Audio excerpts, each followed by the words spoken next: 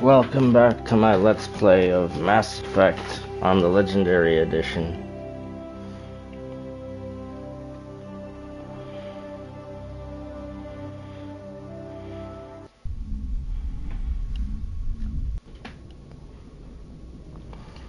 Okay.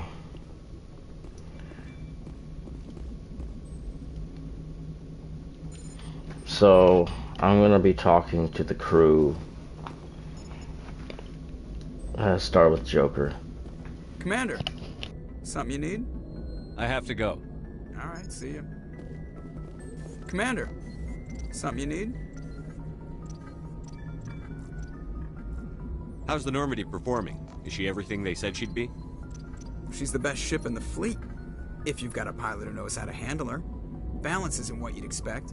Takes a while to get used to that oversized drive core we got stuffed in the back, and her power can sneak up on you if you're not careful. The Normandy's probably too much ship for your average Alliance pilot, Commander. Lucky for you, I'm anything but average. I like to know my crew. Mind if I ask you a few questions?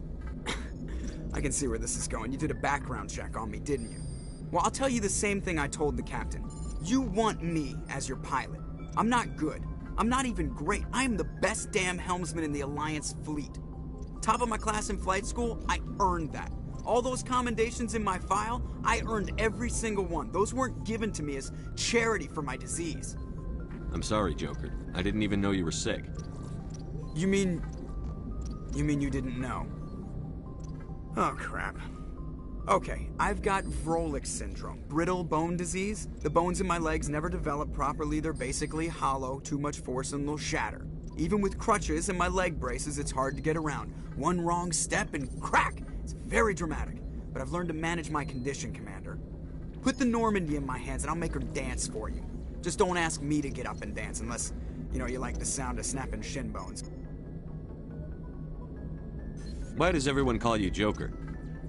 It's a lot shorter than saying Alliance Flight Lieutenant Jeff Moreau. Plus, I love to make little children laugh. You're dodging the question. Look, I didn't pick the name. One of the instructors in flight school used to bug me about never smiling. She started calling me Joker, and it stuck. Why didn't you ever smile? Hey, I worked my ass off in flight school, Commander. The world's not gonna hand you anything if you go around grinning like an idiot. By the end of the year, I was the best pilot in the academy, even better than the instructors, and everybody knew it. They'd all got their asses kicked by the sickly kid with the creaky little legs. One guess who was smiling at graduation? I need to know more about this Vrolik syndrome if I'm putting my ship in your hands. Yeah, of course you do. It's an extremely rare condition. Nobody knows exactly what causes it. Genetic, maybe. It's treatable, but there's no cure. They classify my case as moderate to severe. I was born with over a dozen fractures, hip, thighs, ankles. My bones were already breaking in the womb. 100 years ago, I wouldn't have survived past my first year. Lucky for me, modern medical science has turned me into a productive member of society. You're not gonna break a bone trying to fly the ship, are you? I don't fly with my feet, Commander, so I'm fine as long as I'm in this chair. I gotta be real careful when I get up to take a piss, though. I can do my job as well as anyone on the ship. Better, actually. So don't worry about it. I'm not trying to make you uncomfortable. Let's talk about something else. Whatever you want, Commander. How'd you end up joining the Alliance? Look, if you're looking for an inspirational tale of the crippled kid overcoming impossible odds, you're gonna be disappointed. My mother was a civilian contractor working for the Alliance. I basically grew up on the Arcturus station back when they were building up the fleets. Spend all that time around Alliance ships, there's a good chance you'll end up going to the Academy. I have to go. Alright, see ya. Alright, I've talked to Joker. Does Dwight Schultz have anything to say? If anyone has to take over for Captain Anderson, I'm glad it's you. I'm not sure about having non-humans on our ship, though. We're all on the same team here, Presley. With all due respect, sir, that's what they said about Nihilus. Look how that turned out. Speak freely, Presley. I want to know if you have a problem with non-humans. It's not that, Commander. Humanity has always handled its own problems. Saren attacked one of our colonies. We should be the ones to stop him. We don't need their help. Some people think asking for help is a sign of weakness. That's just being stupid and stubborn. No matter how strong you are, allies can make you stronger. I guess so. Maybe I'm just stuck in the old ways of thinking. But don't worry, Commander, this won't be a problem. Carry on, Presley. Yes, sir. Alright.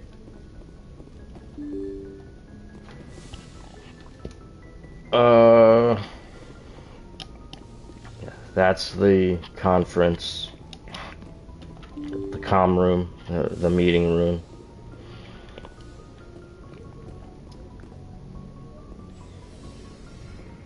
Dr. Chakwas is in there. Here's Caden.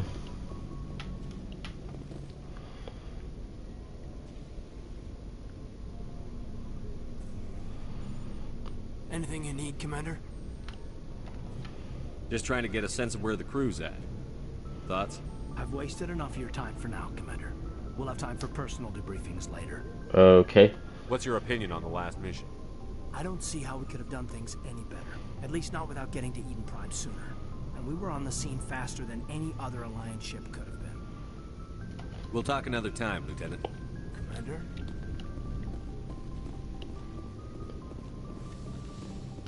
Talk to Dr. Chakwas. Yes, Commander? Is there something you need? How did you end up serving on an Alliance ship? I enlisted right out of med school. Earth always seemed boring to me. Too safe. Too It's like... secure. I figured the colonies were teeming with exotic adventure. I wanted to travel the stars, tending the wounds of tough soldiers with piercing eyes and sensitive souls. Turns out military life isn't quite as romantic as I'd imagined. But humanity needs the Alliance if we want to keep expanding through the Traverse, and the Alliance always needs good doctors. So I stayed on to do my part. Ever think you made the wrong choice? Sometimes I think about opening a private practice back on Earth. Or maybe taking a position at one of the new med centers out in the colonies. But there's something special about working on soldiers. If I left the Alliance now, I'd feel like I was abandoning them. How well do you know the Lieutenant? I'd never worked with him before this mission. But he has an impressive service record. Over a dozen special commendations. Tends to keep to himself, though. Maybe because of the headaches. It's not easy being an L2. What does that have to do with it? Well, most biotics now use the L3 implants. Lieutenant Alenko was wired with the old L2 configuration. Sometimes there are complications. What kind of complications? Severe mental disabilities, insanity, crippling physical pain. There's a long list of horrific side effects. Caden's lucky. He just gets migraines. I should go. Goodbye, Commander. Alright. Talked to Dr. Chakwas. Now, I gotta talk to Ashley, Rex, and Garrus. Then go down into engineering and talk to Engineer Adams and Tali. Commander? What's your opinion on the last mission? Kinda wish you'd got there sooner, Commander. No offense, I appreciate the rescue. I just wish... You wish we'd been able to save the rest of your unit? Yes, sir. If I had been more alert, we wouldn't have been cut down by an ambush. The Geth are perfect ambushers. They don't move, they don't make noise, they don't even breathe. Sir, they have flashlight heads. I'll make sure it doesn't happen again. Do you have a few minutes to talk one-on-one? I'm sorry, Commander. I need to get my duty squared away. I wouldn't mind talking more later, though. Dismissed, Chief. Sir. Alright. I'll talk to Rex. He's right here. Nice ship you've got, Shepard. What can I do for you? What's your story, Rex? There's no story. Go ask the Quarian if you want stories. You Krogan live for centuries. Don't tell me you haven't had a few interesting adventures. Well, there was this one time the Turians almost wiped out our entire race. That was fun. I heard about that. You know, they almost did the same to us. It's not the same. It seems pretty much the same to me. So your people were infected with a genetic mutation? An infection that makes only a few in 1,000 children survive birth? And I suppose it's destroying your entire species? I suppose it isn't all the same. I don't expect you to understand, but don't compare humanity's fate with the Krogan. I was just making conversation. I wasn't trying to upset you. Your ignorance doesn't upset me, Shepard. As for the Krogan, I gave up on them long ago. The genophage infected us, but it's not what's killing us. Are your people really dying? We're sure not getting any stronger. We're too spread out. None of us are interested in staying in our own system. Lots of species have left their homes and prospered. But they go to colonize new worlds. We're not settlers. We're warriors. We want to fight. So we leave.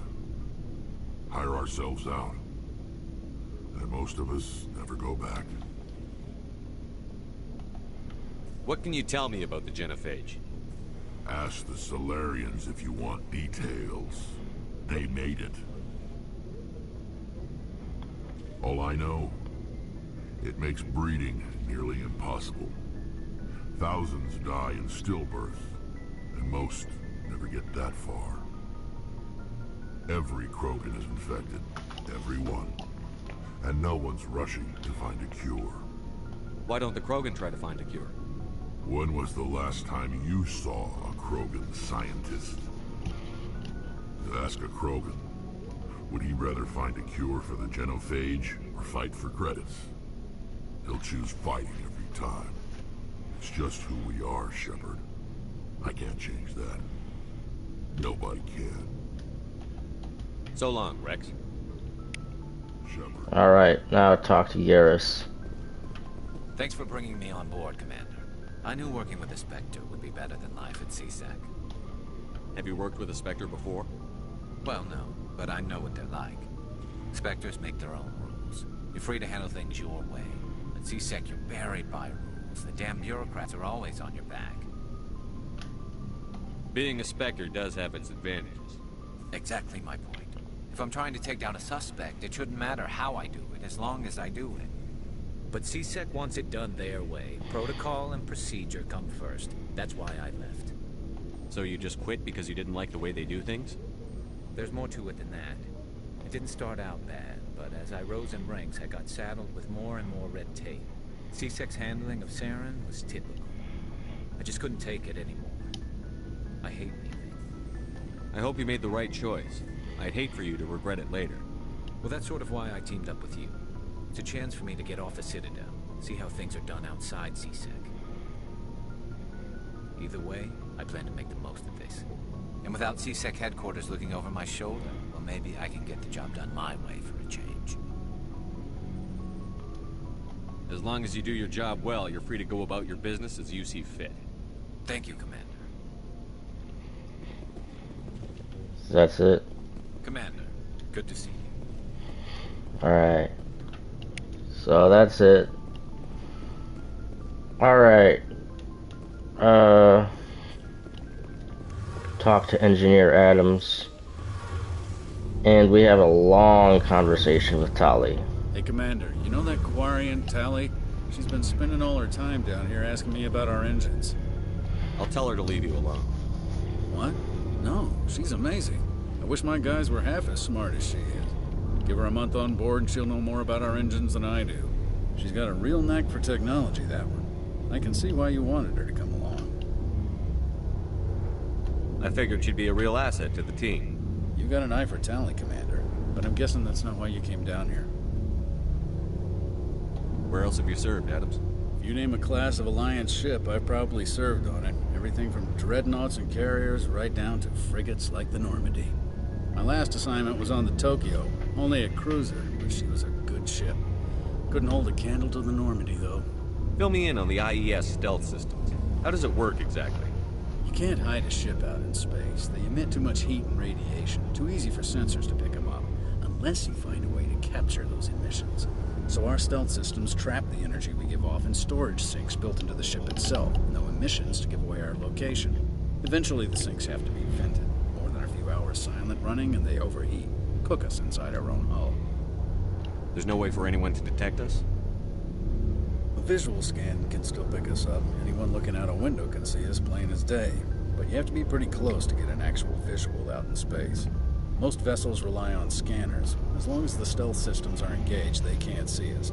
Not unless we accelerate to FTL speeds. Why doesn't it work with faster than light travel? Cranking up the FTL blue shifts our emissions, pushes them into frequencies too high to capture in the sinks. As soon as we make the jump, it's like setting off a flare. Sensors can pick up our location whenever we enter or exit FTL flight, but for short-range missions, our stealth systems are amazing, and we've got the only one. I want to know more about the Normandy. She's the best ship I've ever served on, probably the fastest vessel ever designed. And she's the only one using the new Tantalus drive core. What's so special about the Tantalus drive core? Proportionally, it's about twice the size of any other vessel. Not only are we faster, we can run at FTL speeds longer before we have to discharge the core. Carry on, Adams. Alright, now for the long conversation with Tali.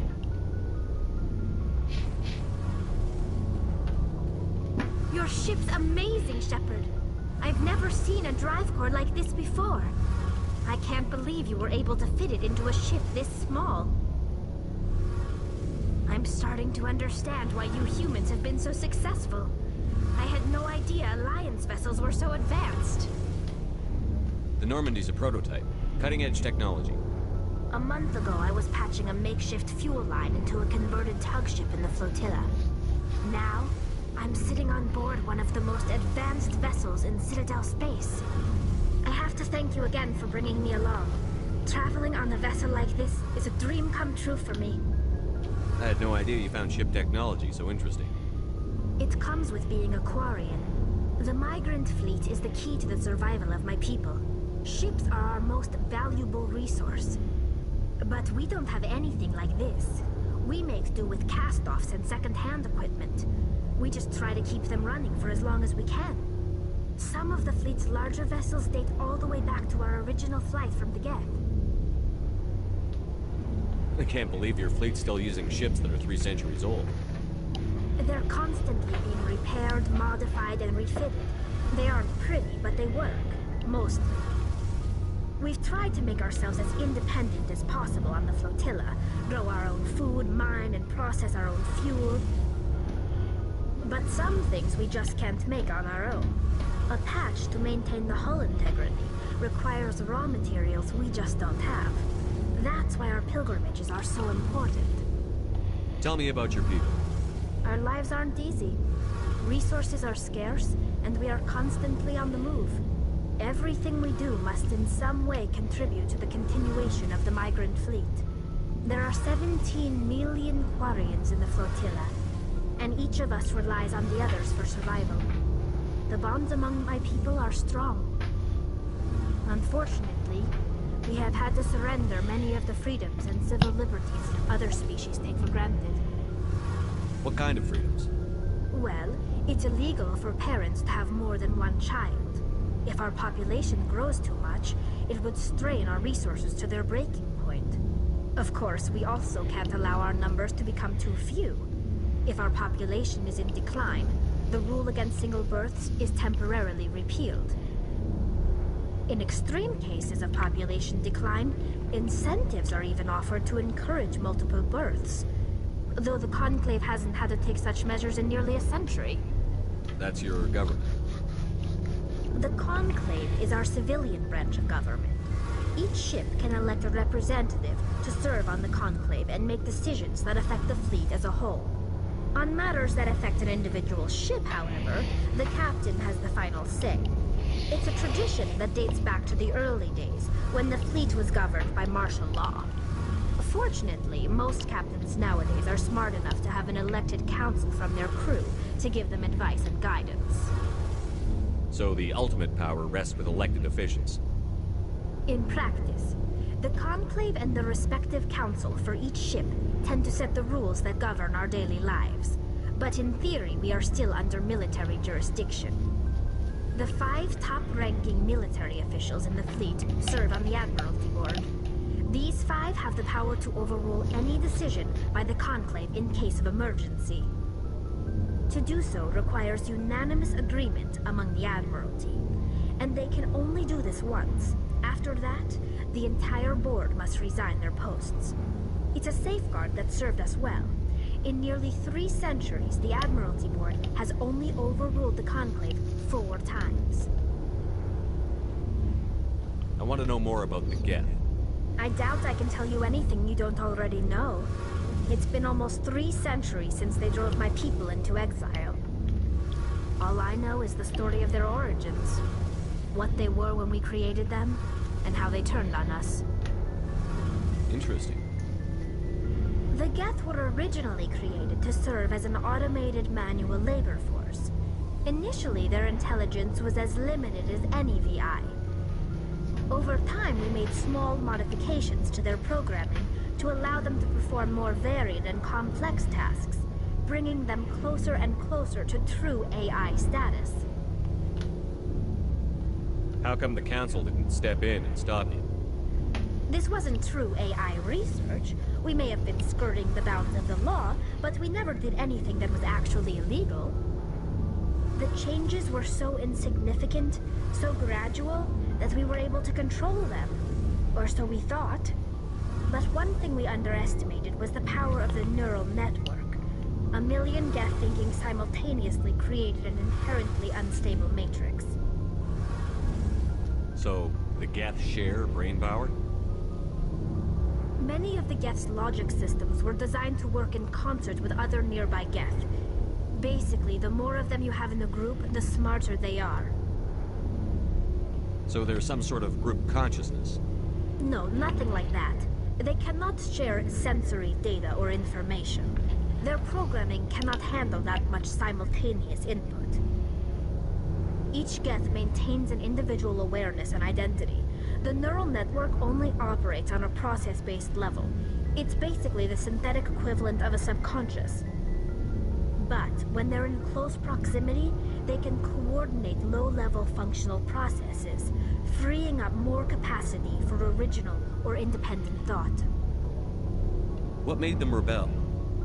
As we built more and more Geth, their effective intelligence became more sophisticated, more abstract.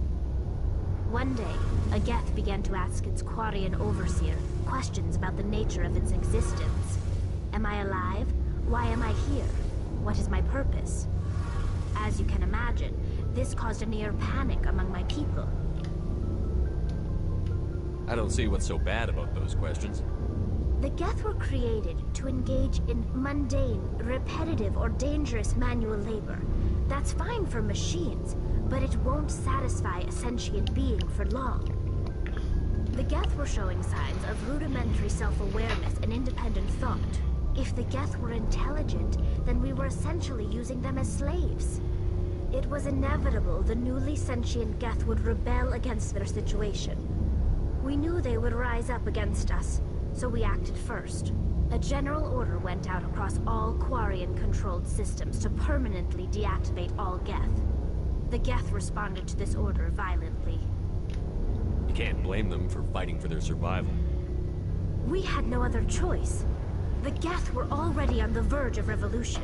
By acting quickly, we had a chance to end the war before it began. The hope was that most of the Geth would still be little more than machines, incapable of organized resistance. But they had progressed much further than anyone anticipated. The war was long and bloody. Millions upon millions of Quarians died at their hands.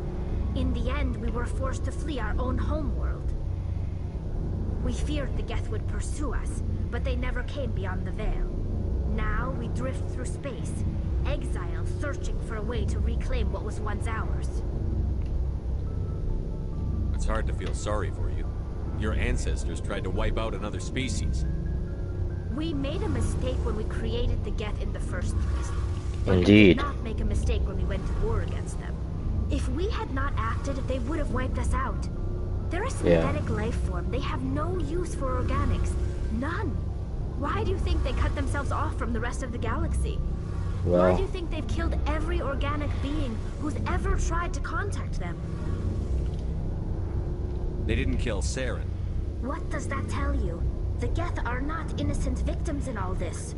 They're the enemy. They want to destroy us. Not just the Quarians. All organic life. That's why they've joined up with Saren. And that's why we have to stop him. I want to know more about the pilgrimage. When my people reach maturity, we leave our birth ships and seek acceptance with a new crew. It's necessary to maintain genetic diversity among the fleet.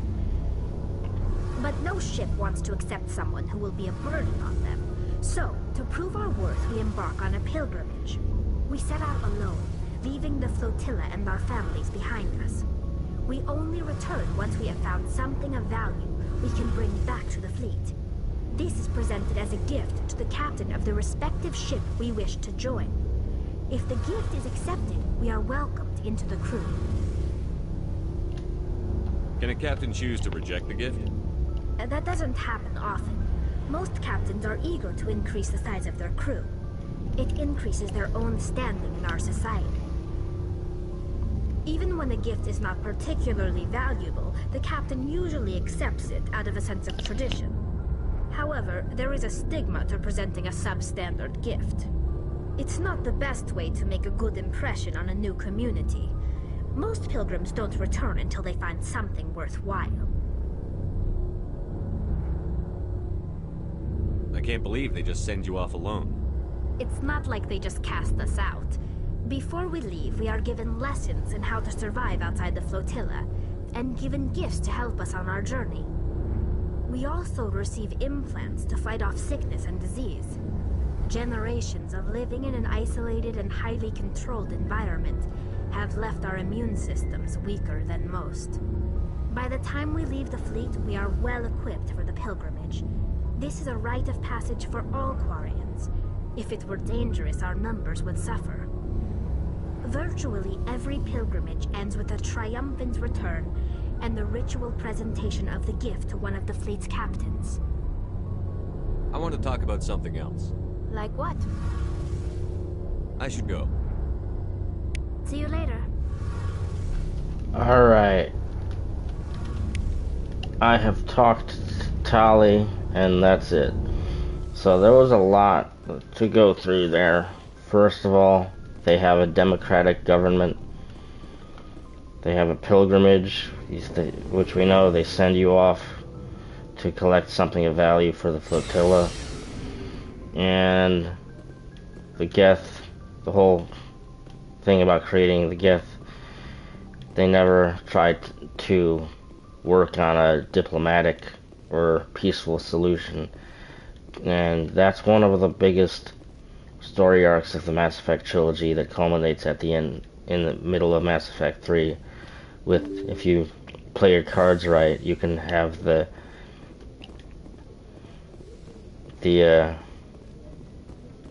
Turians and the Quarians and the Geth make peace with each other.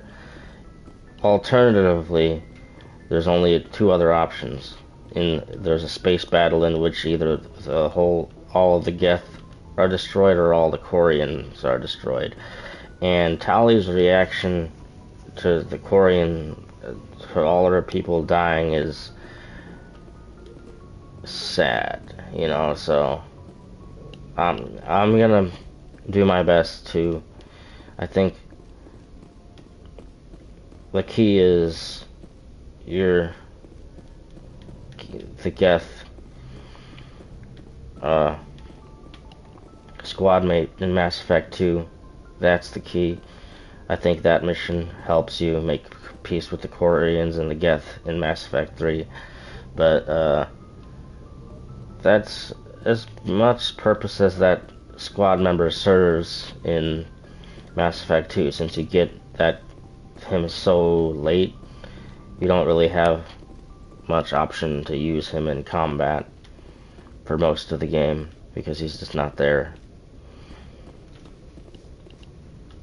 Okay.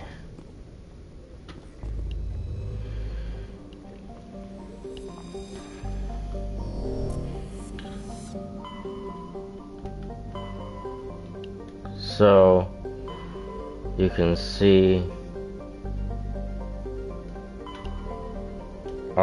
the Artemis Tau cluster.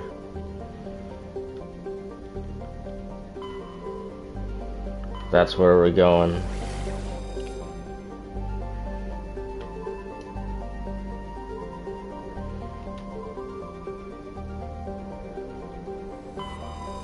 I'm looking for Therom. And I don't...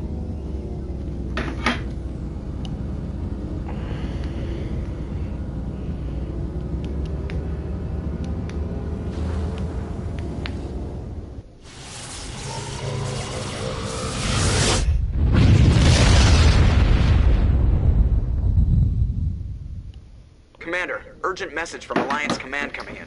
I'll patch it through. Shepard, this is Admiral Hackett from Alliance Command. We've got a situation here, and you're the only one that can handle it.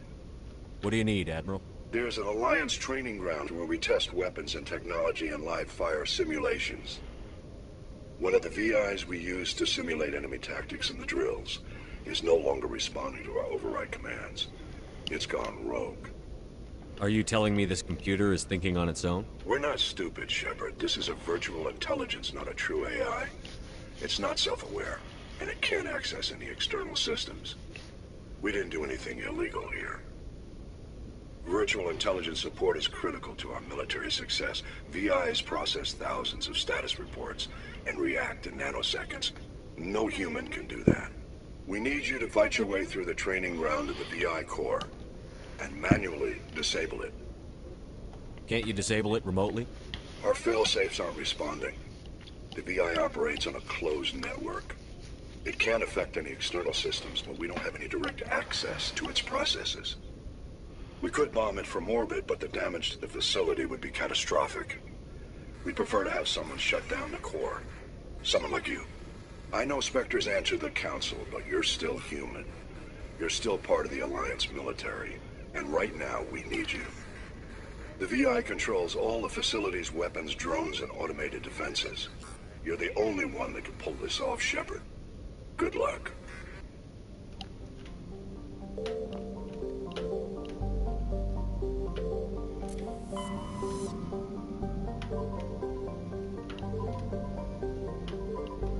This is the one.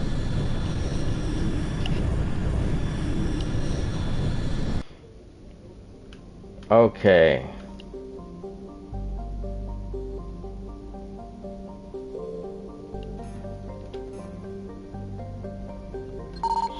Scan. Survey. Scans of this asteroid field have revealed several deposits of platinum. That's Therom.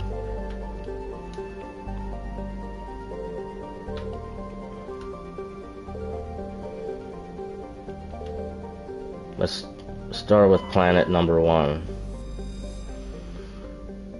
This is a small terrestrial with a trace atmosphere of carbon dioxide and Therom. The surface is scorching hot and mainly composed of sulfur and various silicates. There is little of interest on this desolate world. And it's scorching hot also.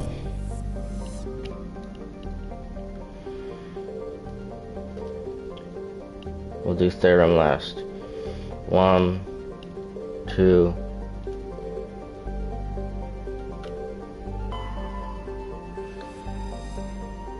Zakros is a terrestrial world with a nitrogen-methane atmosphere containing trace amounts of hydrocarbons.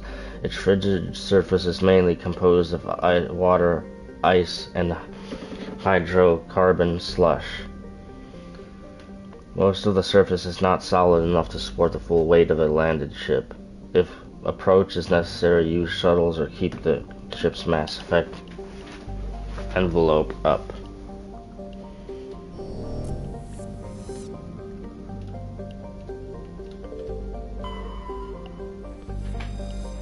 Armeni is a terrestrial world with an unusually thin atmosphere of krypton and xenon. Its surface is composed of silica with deposits of carbonaceous materials. The initial flyby probe of Armeni detected multiple areas at the equator with oddly regular surface protrusions. Closer investigation revealed there are millions of elaborate crypts and a few meters below the surface left by a long extinct spacefaring species called the Zeoph. Many humans universities wish to perform archaeological excavations. Council law holds grave sites as however, and the matter has been tied up in court for a decade. There's one final planet, and I'm gonna go around this asteroid belt and look around for anything. Scan. Survey. Scans of the asteroid field in the Knossos system revealed some strange readings. Upon closer inspection, Navigator Presley discovered the remains of an abandoned Solarian fighter. The only thing of interest on board was a League of One medallion. One final planet. A small hydrogen-helium gas giant Arcanus has been developed as a full-featured, if modest, stopover for ships hauling refined materials from Therom. In addition to a powerful magnetic field to dump drive charge, Arcanus has a largely automated infrastructure of helium-3 refining and deuterium mining on its many water ice moons. Survey. Scans of this giant have detected a large concentration of nitrogen.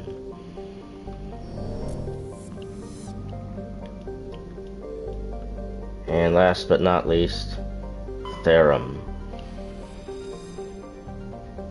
Therom is a distant but rich industrial world claimed by the Human Systems Alliance.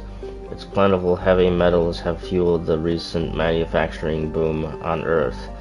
Core samples rich with the fossils of simple silicon-based organisms indicate Therom was more habitable in the past than it is at present. Perhaps this explains the many Prothean ruins dotting the surface, most of which have been looted by mining corporations.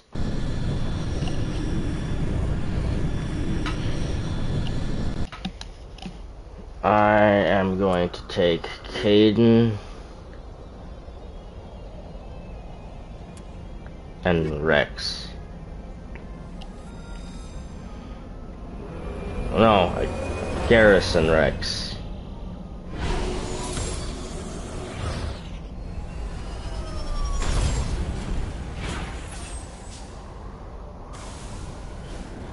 Okay. Commander, I'm picking up some strange readings. Really strange, like off the damn charts. It looks like it's coming from an underground complex a few clicks away from the drop zone.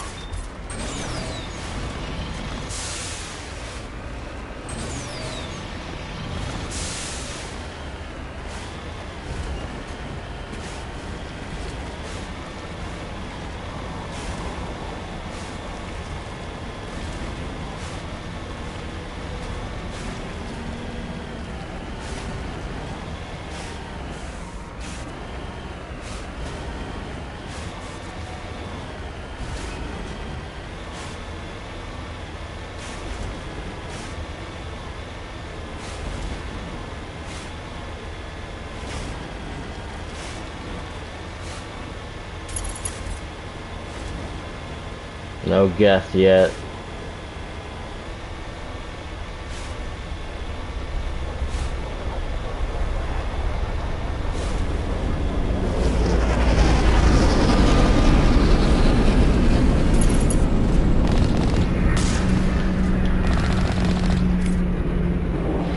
Reaper? Or a Geth? It's a Geth ship?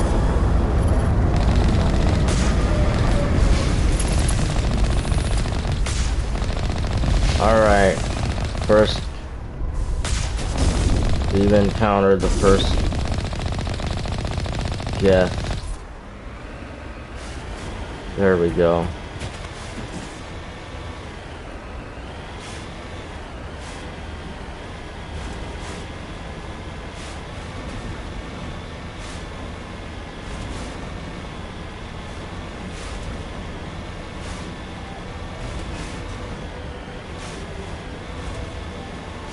Saving content. Only a fool punches a knapsack in the mouth. We should sneak around and pull its tail. Alright. Sneak around. There we go. Okay.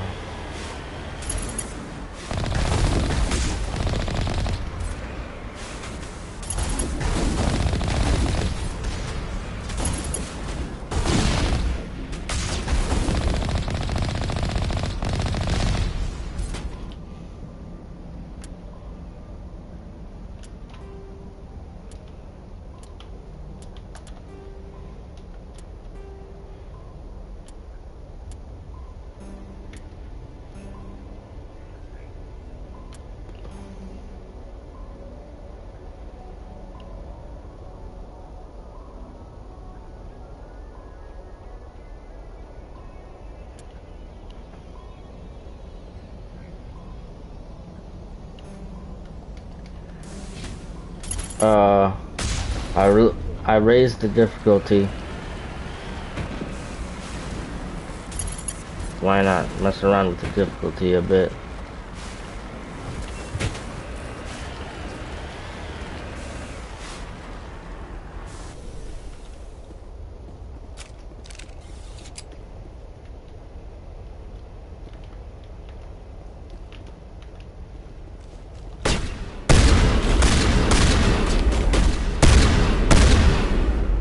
Thinking I'm so high level that I can play on a higher difficulty.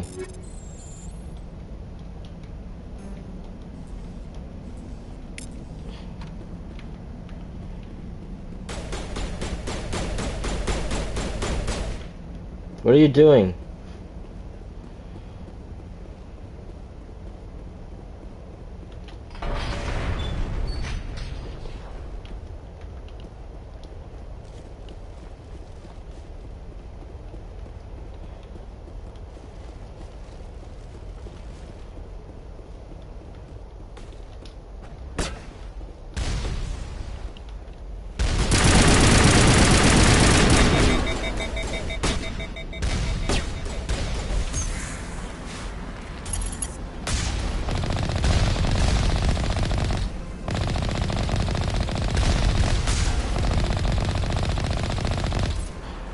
Alright.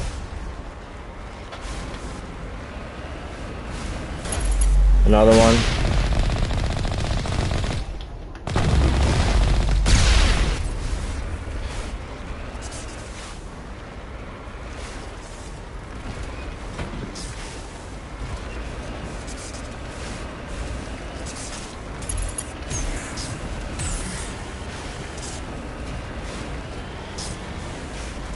If I had gotten stuck there, I would have been so mad.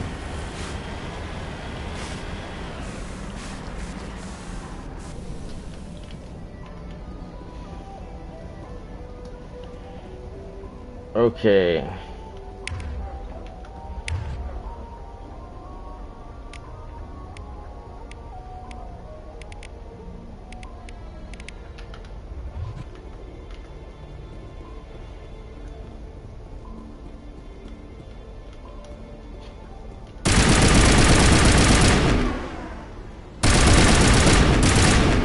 Got him.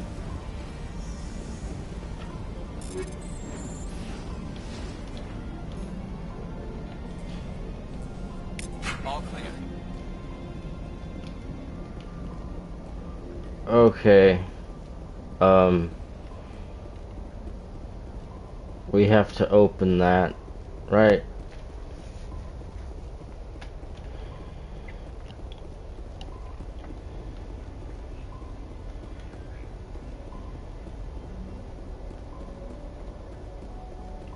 No?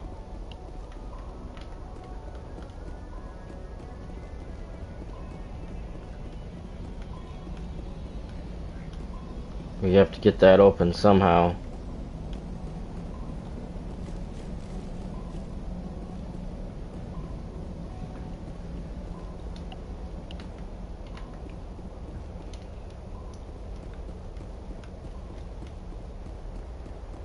Oh, I missed this.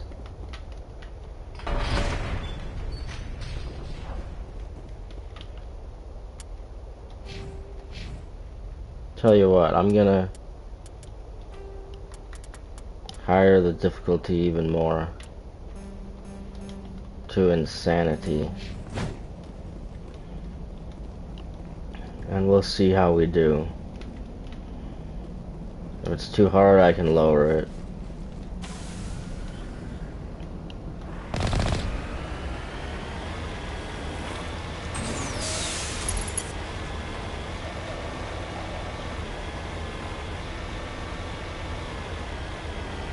Yes. Right here.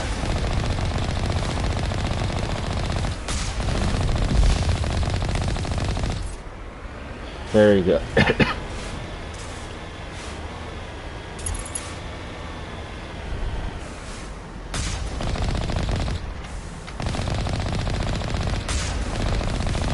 Almost got it. Not sensing anything too hard in the insanity difficulty yet.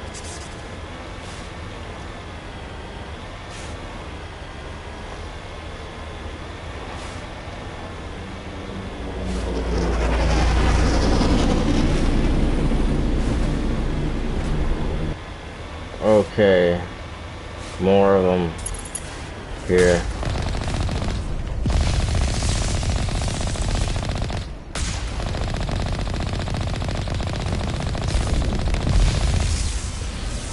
Our shields are holding. Our shields are holding just fine.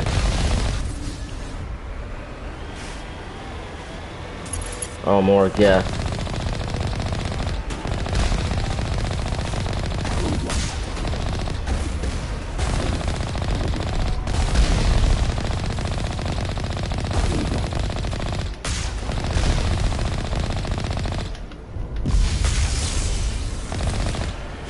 I'm gonna hit it. No!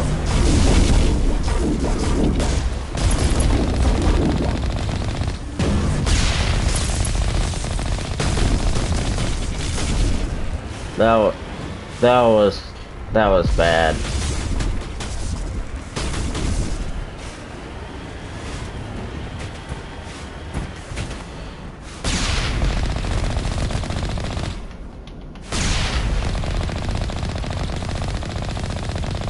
Almost got it.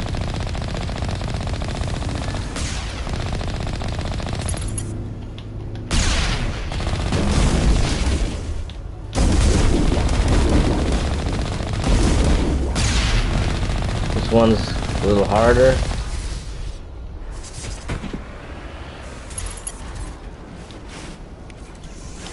Repair the Mako.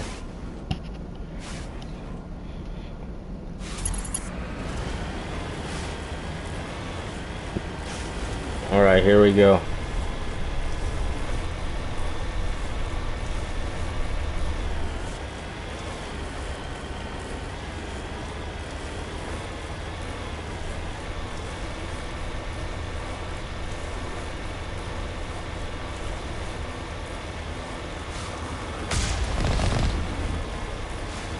Got him. Got another.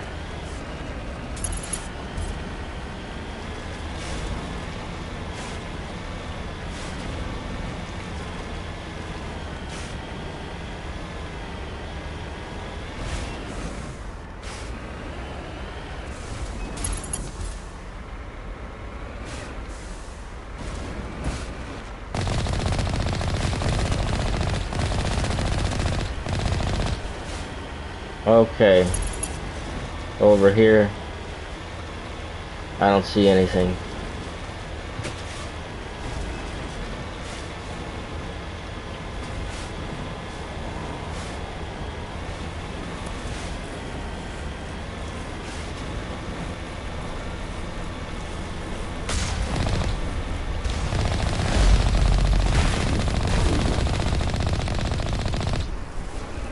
Got him.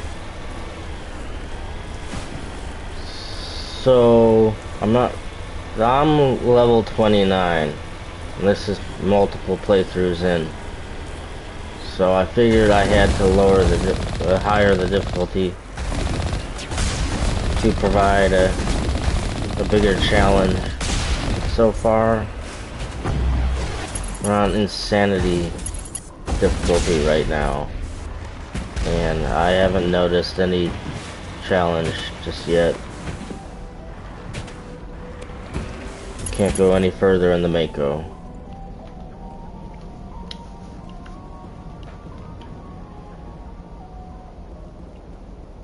We're about to run into a lot of Geth.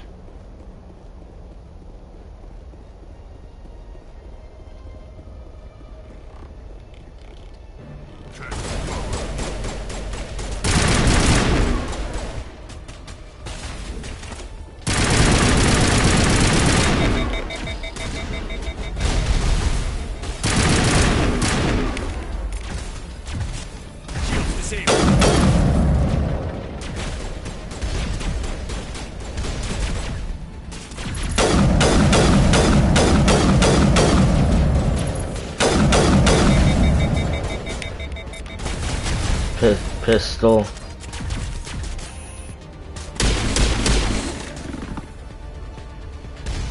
Come on. No?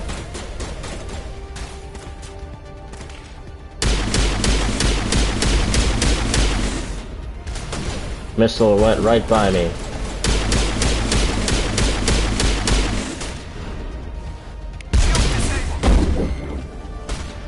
So far, the difficulty isn't challenging.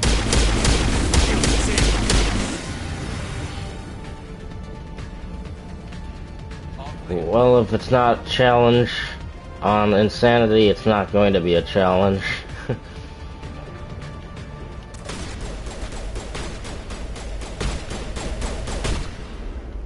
Yeah. If it's not a challenge on insanity, it's not going to be. Right? I'm gonna use the sniper rifle since it's actually good now in the game.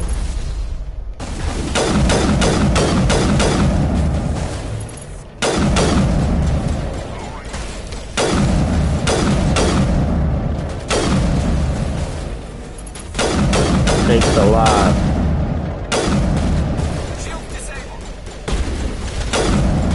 Right. Come on.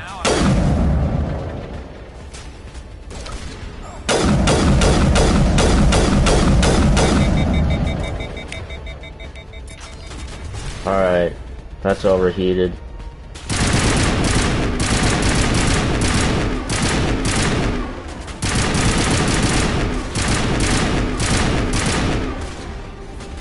You're still... Alright. Okay.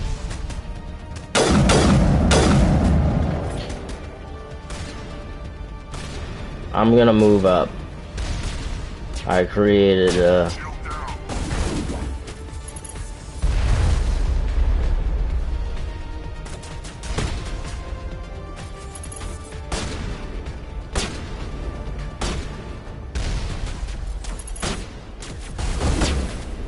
Shields disabled.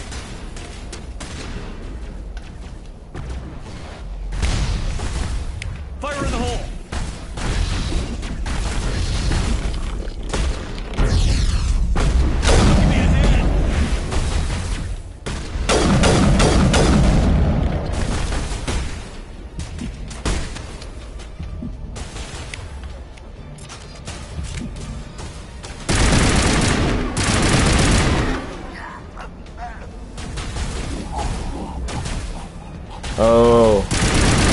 Looks like my squad mates are down.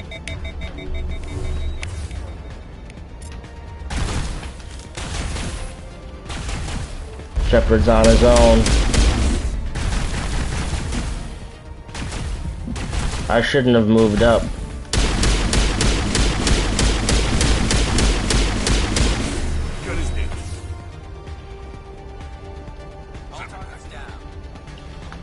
Oh.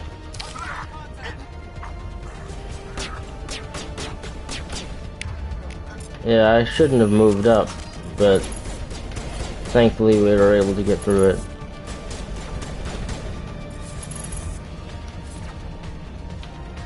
I don't know where this guy is. All patched up. There you are. Got him. Another Geth.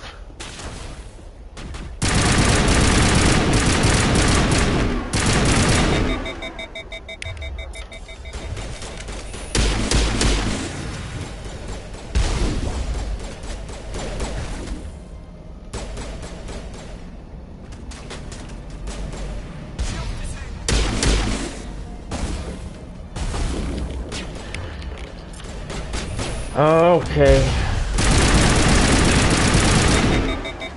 Did I get him? No? Got him. That's it. Back in attack.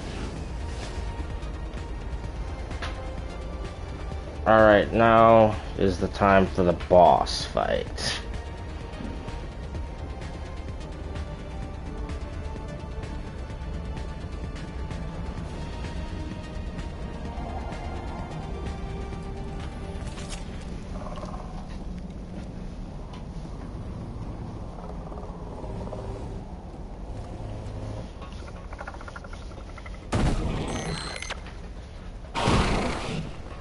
We'll have to deal with those. And that. Without the Mako. And a few Geth.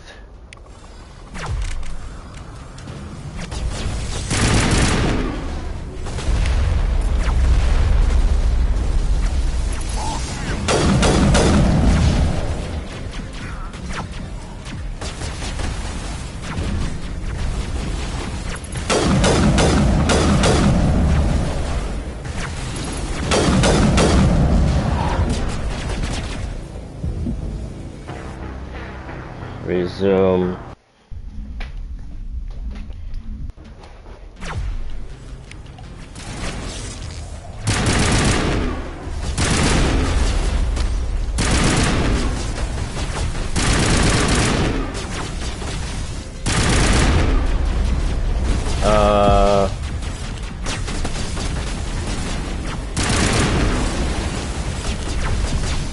Don't seem to be. I don't seem to be touching this thing's energy shield.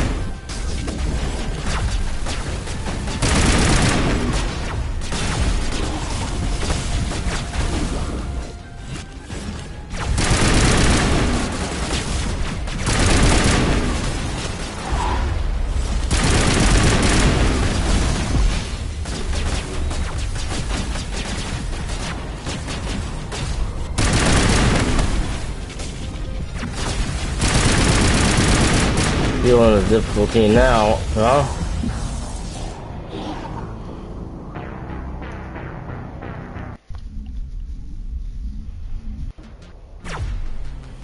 I'm gonna lower the difficulty.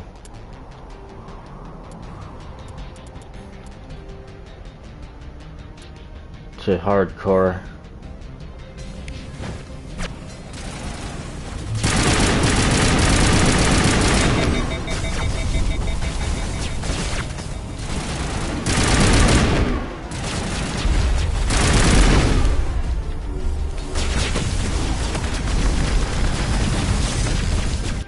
No.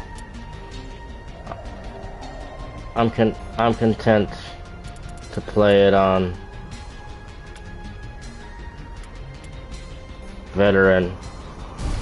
try veteran.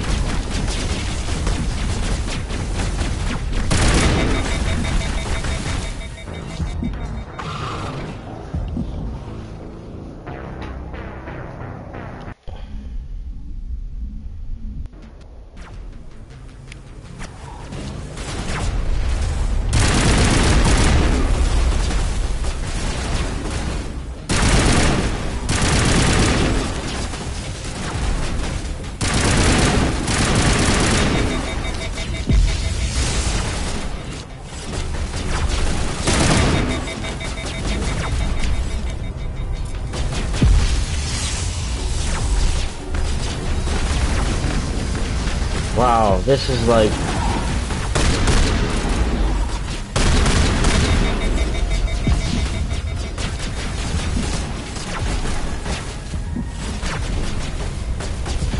I need Metagel.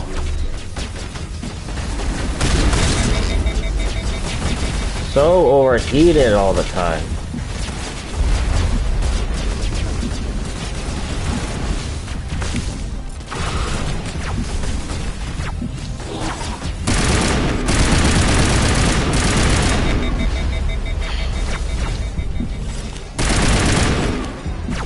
I hate these things.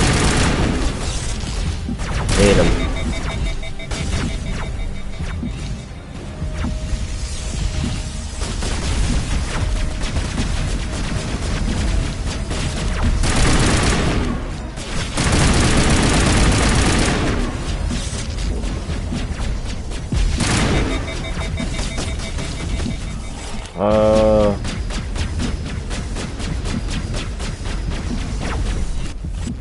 Always overheated.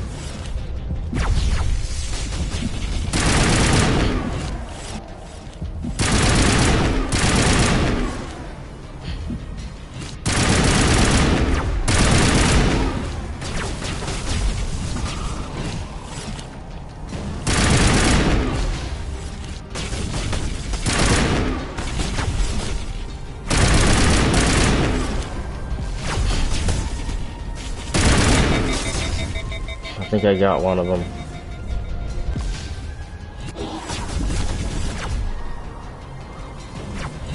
Whoa.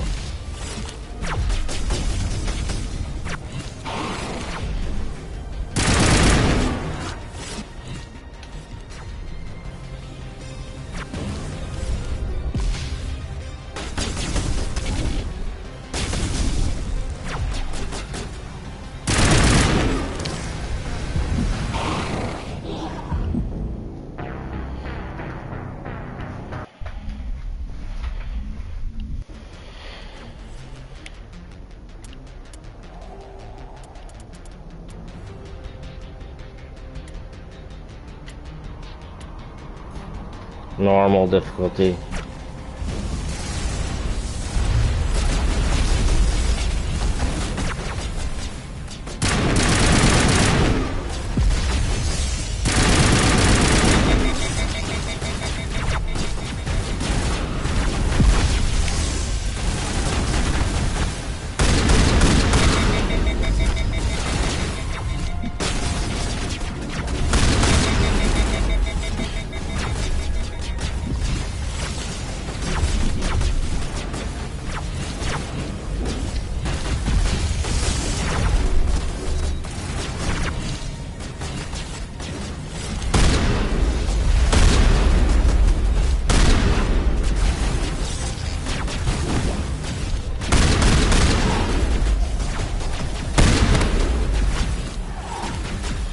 My gun from overheating.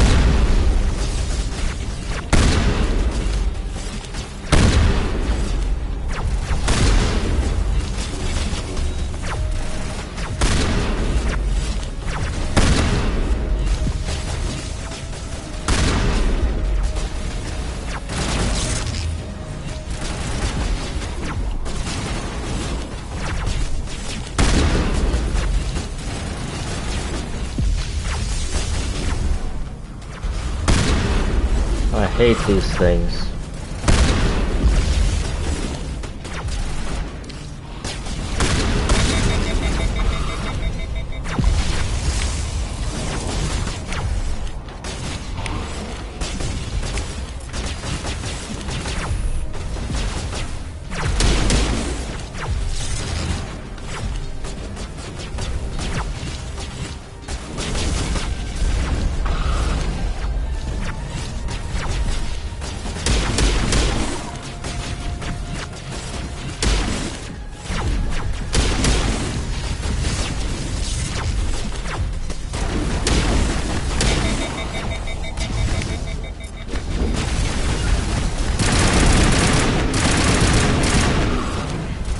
Okay.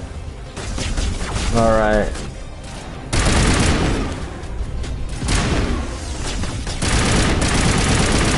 Alright, I finally got one of them.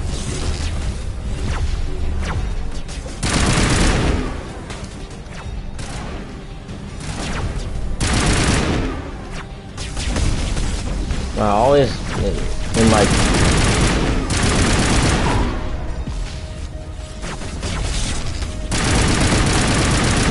Alright, got another one of them.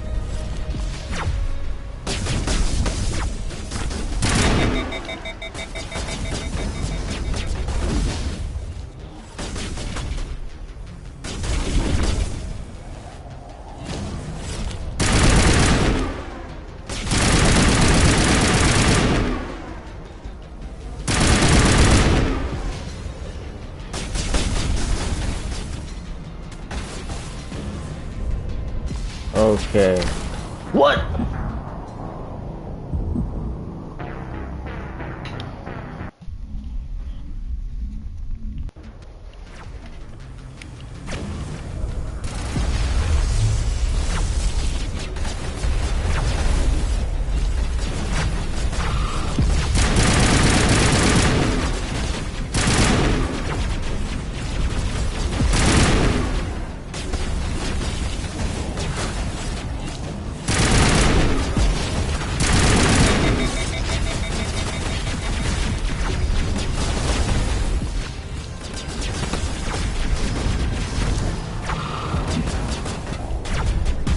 I don't know. I'm on normal difficulty here.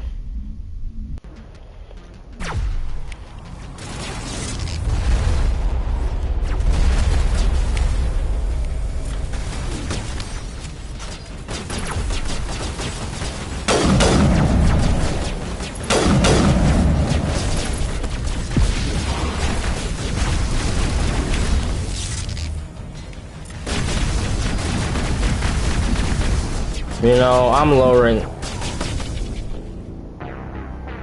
I don't understand this.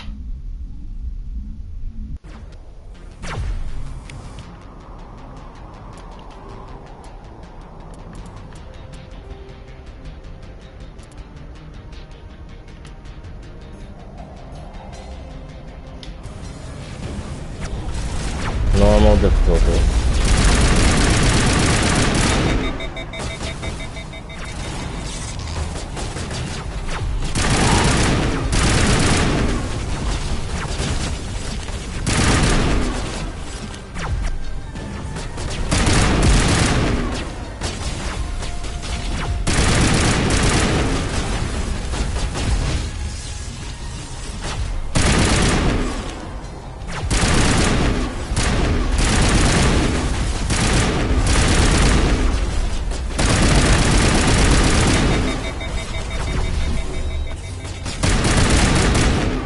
Alright.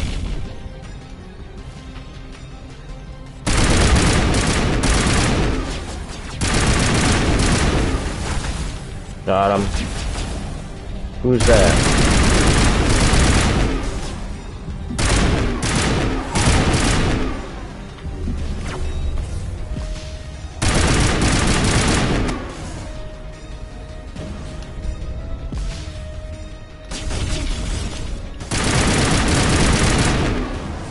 Alright.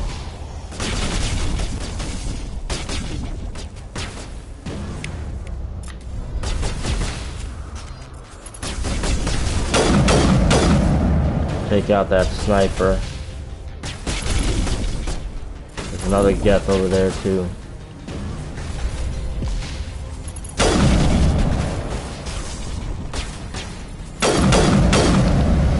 Crap!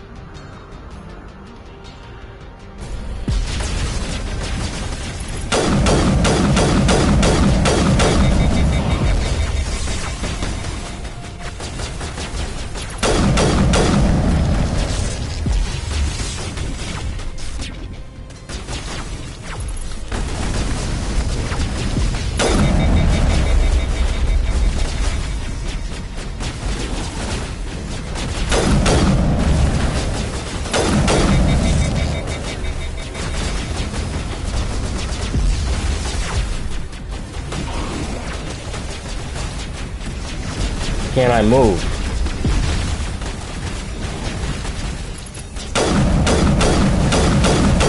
This is not casual difficulty.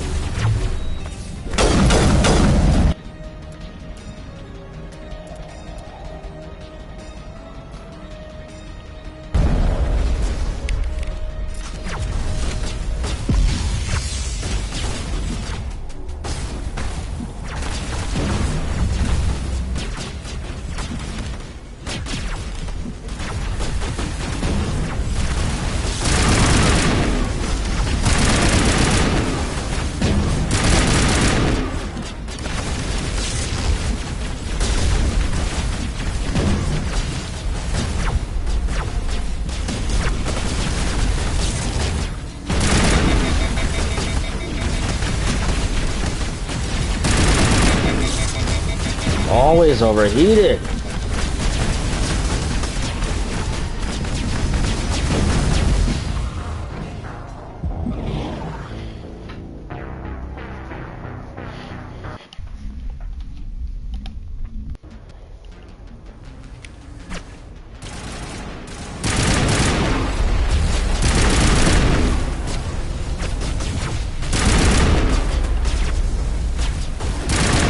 I'm not touching that thing's shield.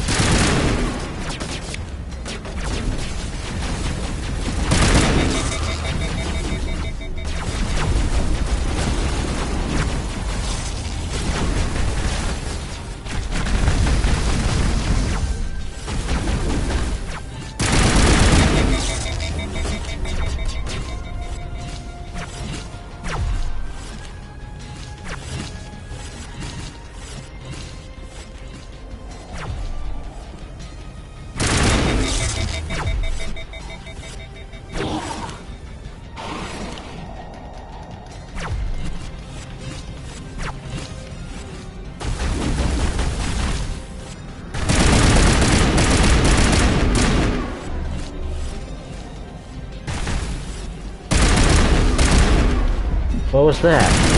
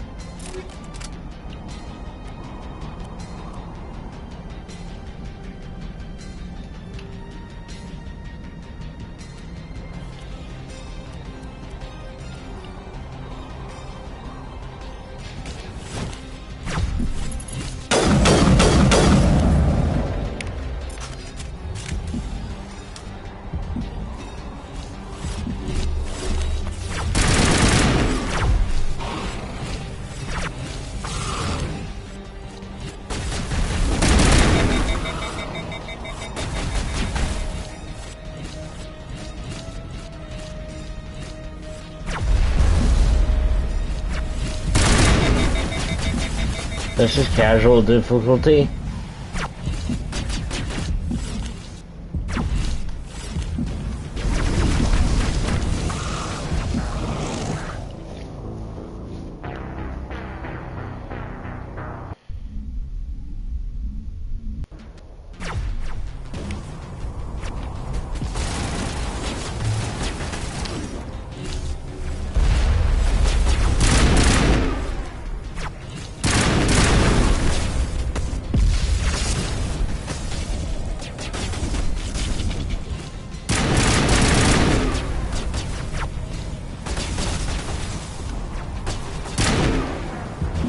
This is casual difficulty? No.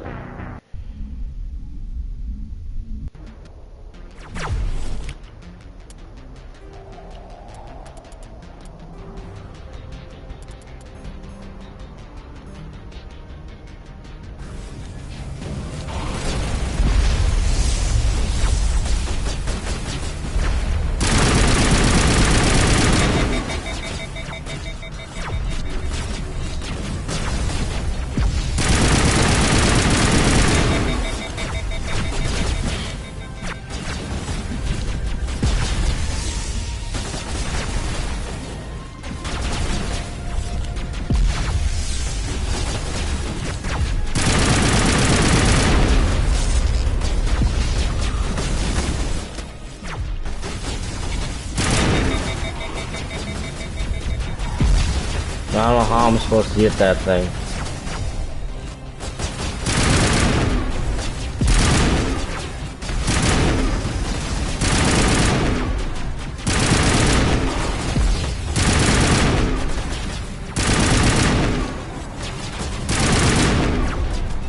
Not touching its shields.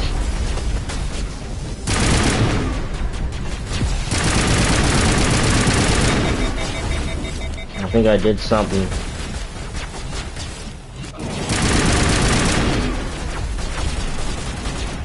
Did I get it? Well, if I got it, that changes things.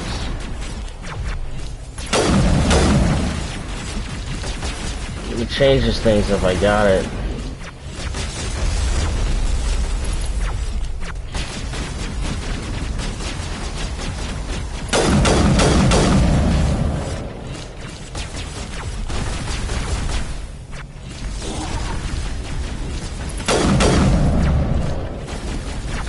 I'm focusing on the Geth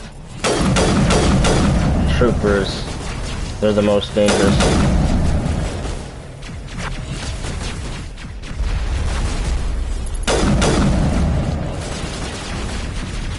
And you.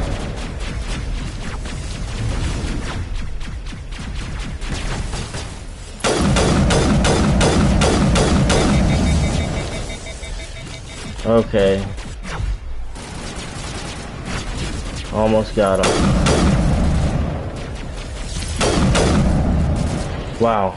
Wow, wow, wow.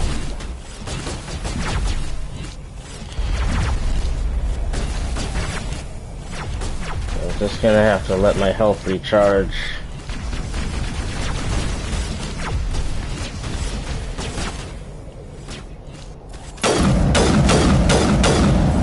Did I get him? Whoa. Whoa, whoa, whoa, whoa, whoa!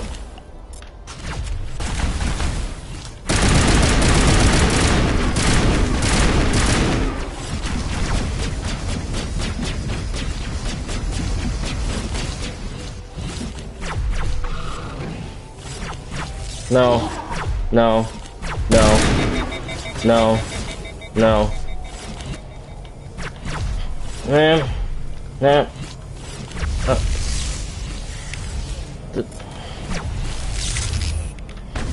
Switching, it's not switching fast enough. What's that?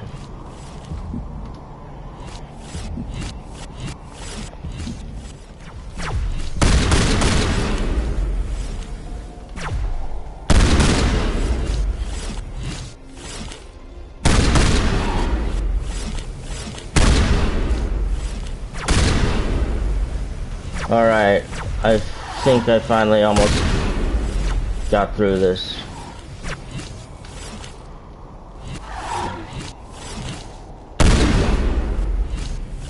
Man, these are annoying.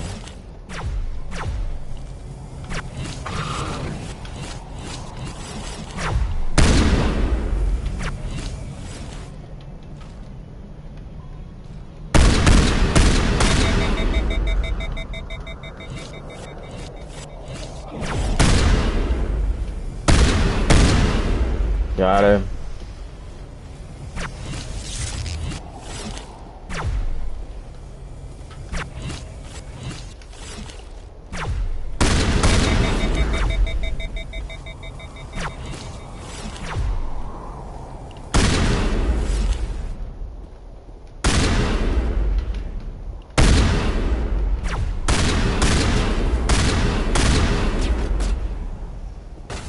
there still another Geth?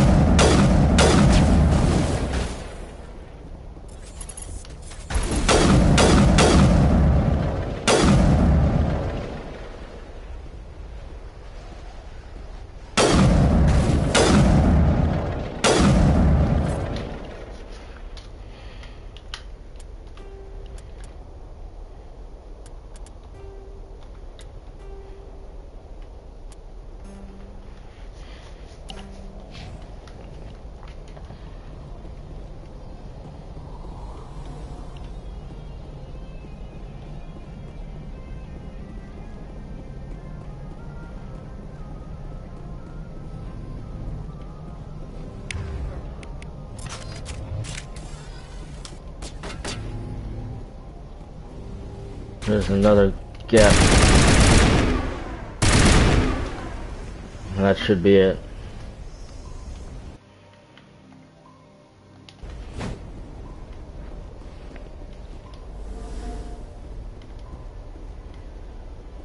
That was stressful.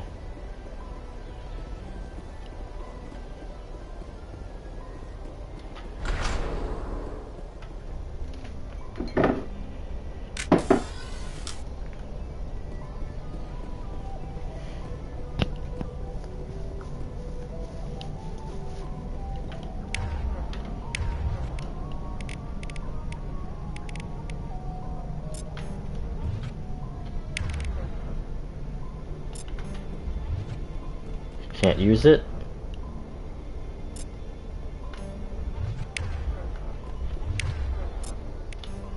Oh, fine.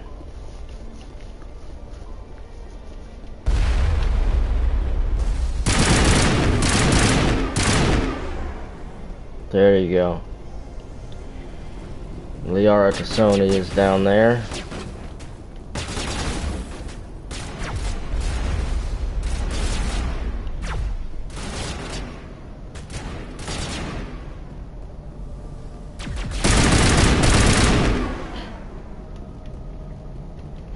Okay.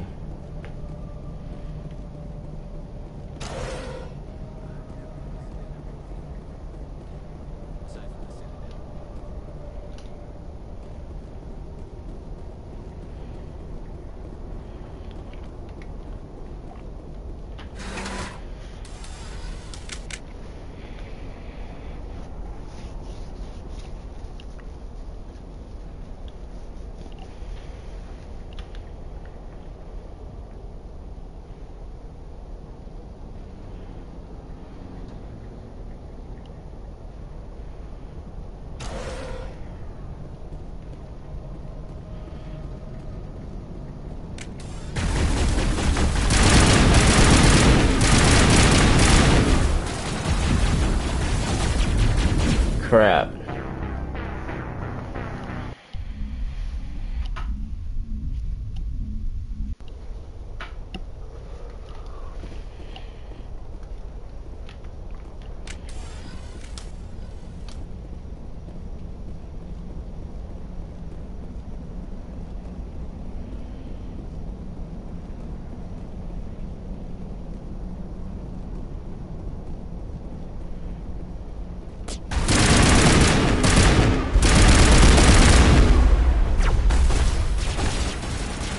I'm moving up.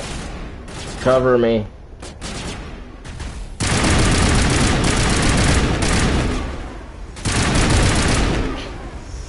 Alright. Quick and easy.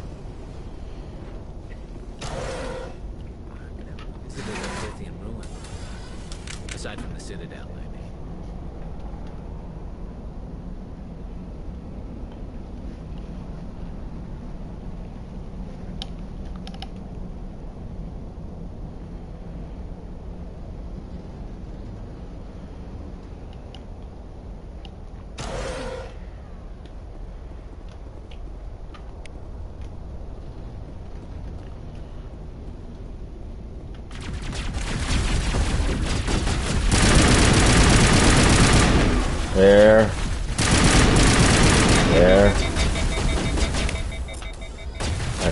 complicated. Okay.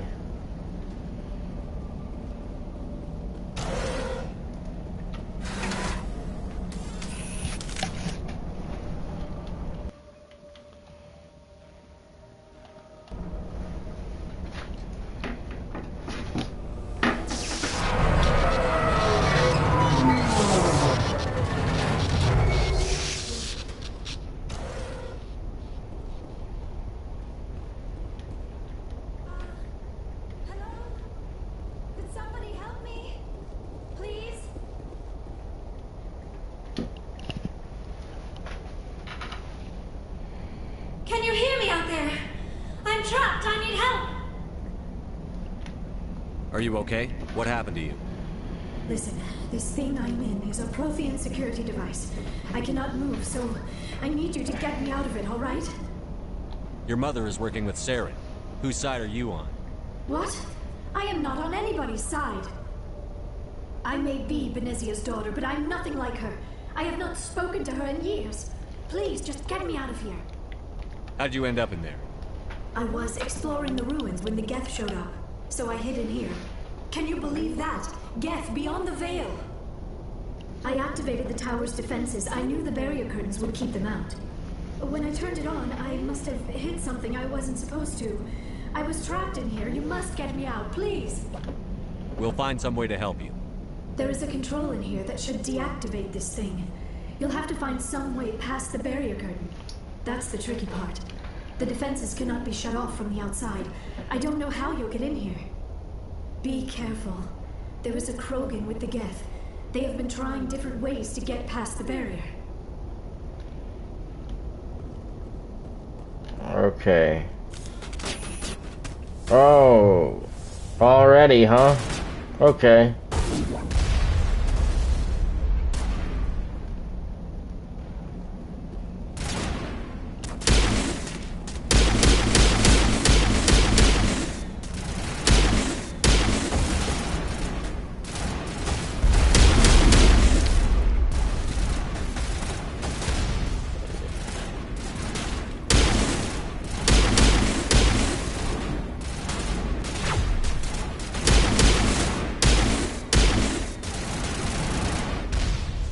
I'm moving up. I'm getting this one.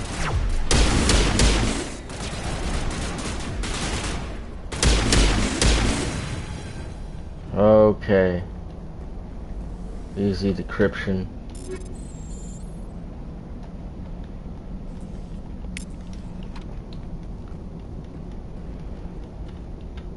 Easy decryption.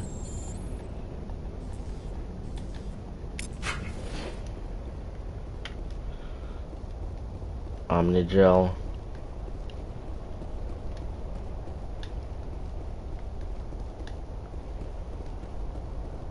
Here. No.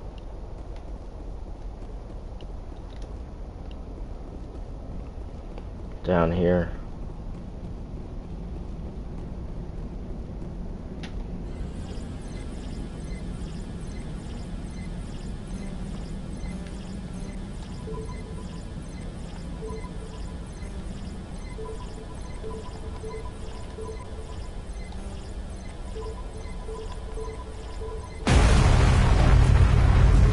Pretty simple. Just need to test until it works. I'm glad it wasn't too complicated. You just have to have a good memory.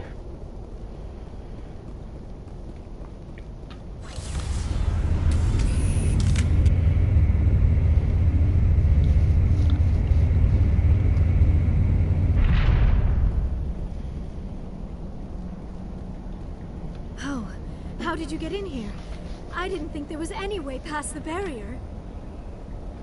We blasted through with the mining laser. Of course. Yes, that makes sense. Please, get me out of here before more Geth arrive. That button over there should shut down this containment field.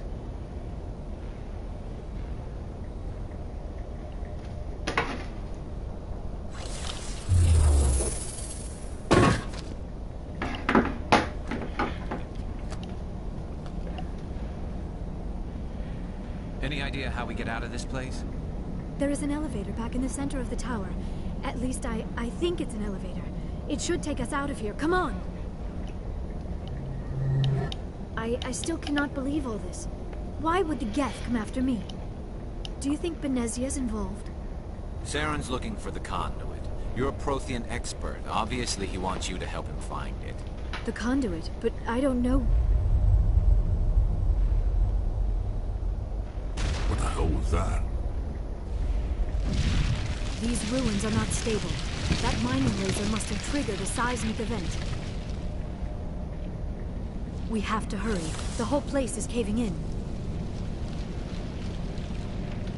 Joker, get the Normandy airborne and lock in on my signal. On the double, mister. Aye, aye, Commander. Secure and away. ETA 8 minutes. If I die in here, I'll kill him.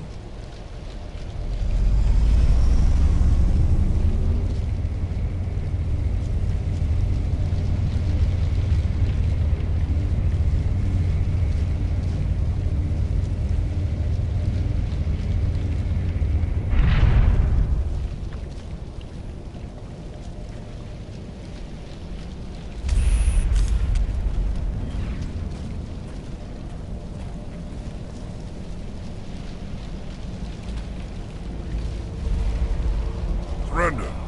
Or don't. That would be more fun. In case you didn't notice, this place is falling apart. Exhilarating, isn't it? Thanks for getting rid of those energy fields for us. Hand the doctor over. Whatever it is you want, you are not getting it from me. She'll stay with us, thanks. Not an option. Saren wants her, and he always gets what he wants. Kill him. Spare the Asari if you can. If not, doesn't matter.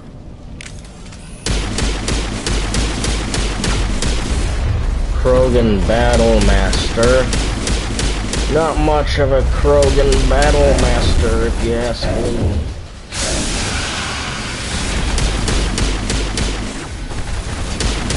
Neither of these guys.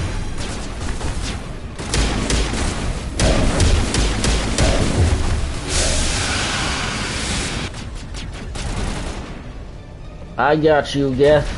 Take this. That's it.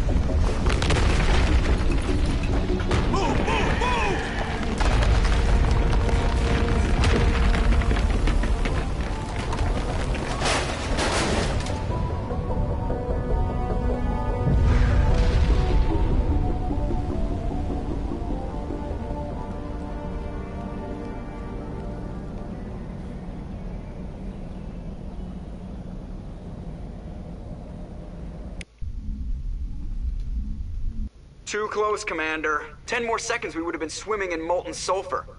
The Normandy isn't equipped to land in exploding volcanoes. They tend to fry our sensors and melt our hull.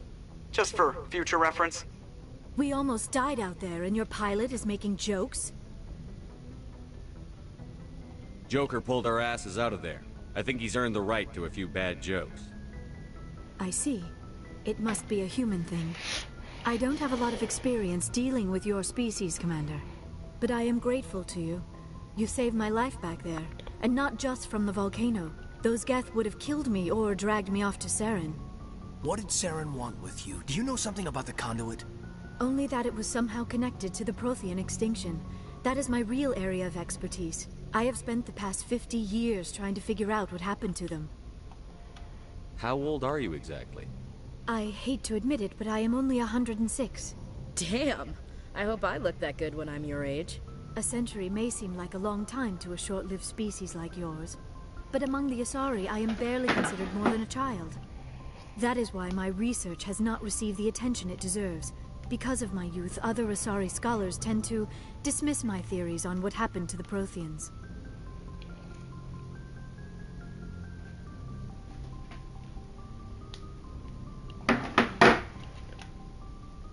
I've got my own theory on why the Protheans disappeared. With all due respect, Commander, I have heard every theory out there. The problem is finding evidence to support them. The Protheans left remarkably little behind. It is almost as if someone did not want the mystery solved. It is like someone came along after the Protheans were gone and cleansed the galaxy of clues. But here is the incredible part. According to my findings, the Protheans were not the first galactic civilization to mysteriously vanish. This cycle began long before them. Where'd you come up with this theory? I thought there wasn't any evidence. I have been working on this for 50 years. I have tracked down every scrap and shred of evidence. Eventually, subtle patterns start to emerge, patterns that hint at the truth. It is difficult to explain to someone else. I cannot point to one specific thing to prove my case. It is more a feeling derived from a half-century of dedicated research. But I know I'm right, and eventually I will be able to prove it. There were other civilizations before the Protheans. This cycle has repeated itself many times over. If the Protheans weren't the first, then who was? I don't know. There is barely any evidence on the Protheans, even less on those who came before them. I cannot prove my theory, but I know I am right. The galaxy is built on a cycle of extinction. Each time a great civilization rises up, it is suddenly and violently cast down. Only ruins survive. The Protheans rose up from a single world until their empire spanned the entire galaxy. Yet even they climbed to the top on the remains of those who came before. Their greatest achievements, the mass relays and the Citadel, are based on the technology of those who came before them. And then, like all the other forgotten civilizations throughout galactic history, the Protheans disappeared. I have dedicated my life to figuring out why. They were wiped out by a race of sentient machines. The Reapers. The Reapers? But I have never heard of. How do you know this? What evidence do you have? There was a damaged Prothean beacon on Eden Prime. It burned a vision into my brain. I'm still trying to sort out what it all means. Visions? Yes, that makes sense. The beacons were designed to transmit information directly into the mind of the user. Finding one that still works is extremely rare. No wonder the Geth attacked Eden Prime. The chance to acquire a working beacon, even a badly damaged one, is worth almost any risk. But the beacons were only programmed to interact with Prothean physiology. Whatever information you received would have been confused, unclear. I am amazed you were able to make sense of it at all. A lesser mind would have been utterly destroyed by the process. You must be remarkably strong-willed, Commander. Okay, this isn't helping us find Saren or the conduit. Of course, you are right. I am sorry, my scientific curiosity got the better of me. Unfortunately, I do not have any information that could help you find the conduit, or Saren. I don't know why Saren wanted you out of the picture, but I think we'll be a lot better off if we bring you along. Thank you, Commander. Saren might come after me again. I cannot think of anywhere safer than here on your ship.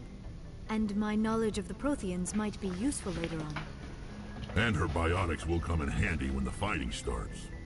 Good to have you on the team, Liara. Thank you, Commander. I am very grateful. Oh, I am afraid I am feeling a bit lightheaded. When was the last time you ate? Or slept? Dr. Choctaw should take a look at you.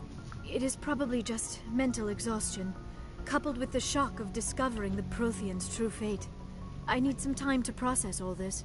Still, it could not hurt to be examined by a medical professional. It will give me the chance to think things over. Are we finished here, Commander? We can talk again after you've seen the doctor.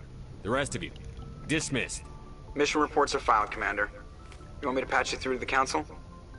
Patch him through, Joker. Setting up the link now, Commander. We've received your report, Commander. I understand Dr. Tassoni is on the Normandy. I assume you're taking the necessary security precautions. Liara's on our side. The Geth were trying to kill her. Benezia would never allow Saren to kill her daughter. Maybe she doesn't know. Or maybe we don't know her. We never expected she could become a traitor. At least the mission was a success. Apart from the utter destruction of a major Prothean ruin. Was that really necessary, Shepard? The Geth were crawling all over those ruins. We were lucky to make it out alive. Of course, Commander. The mission must always take priority. Good luck, Commander. Remember, we are all counting on you. Alright. Now to talk to the crew and end the video. Yes, Commander? Carry on, Presley. Yes, sir.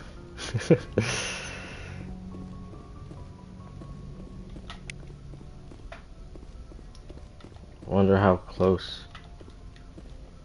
I am to that final level up. I prefer gold to silver, you know, for my medal. I figured you'd recommend me for one since I pulled your boots out of the fire. If we present you with a medal, you'll end up sitting on stage listening to politicians make speeches for a couple of hours. Fun. That's a good point. They'd probably make me shave, too. I spent the last 7 weeks working on this baby. No medal's worth that. So, Commander, why don't you tell me why you're really here?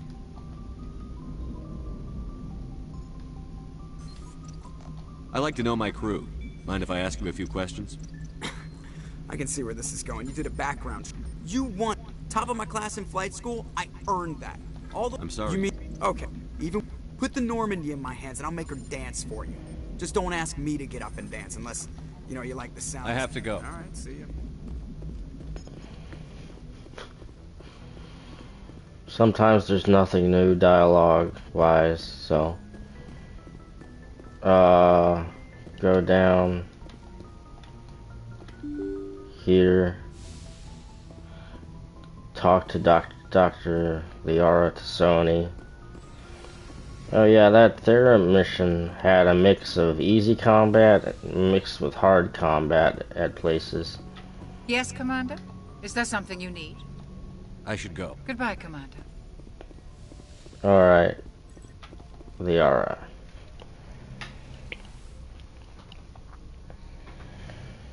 Commander, are you coming to check up on me? You look much better. How are you feeling? Dr. Chakwas assures me I am going to be fine. I was impressed with her knowledge of Asari physiology. You're in good hands. Dr. Chakwas knows what she's doing. I never properly thanked you for saving me from the Geth, Commander. If you hadn't shown up... I'm just glad we got there in time. So am I. I know you took a chance bringing me aboard this ship. I have seen the way your crew looks at me. They do not trust me.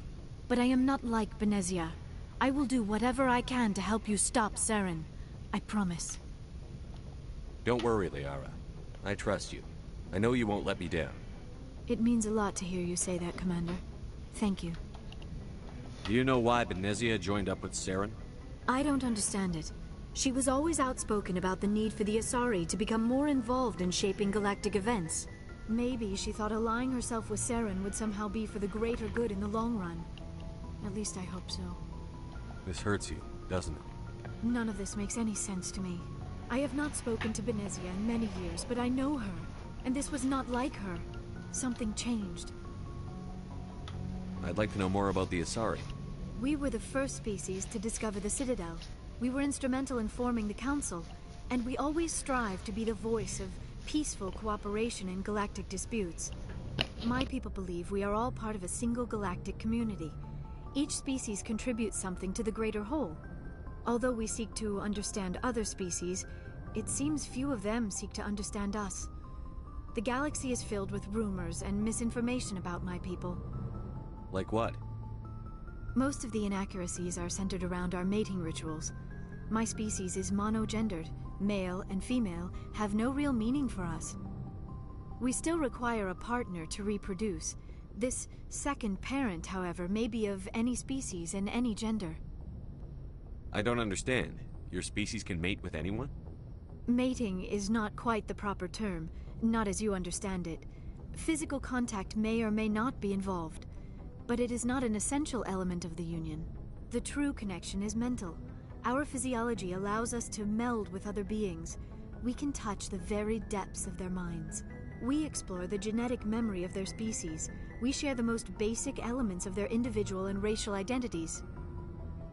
We then pass these traits onto our daughters. It is how we learn to grow as a species and how we develop a greater understanding of other races. What happens to your partner after the union? Every relationship is different. Some unions are a single encounter with both parents parting ways afterwards. Others can be more long-term. Sometimes an Asari and her partner will stay together for many decades.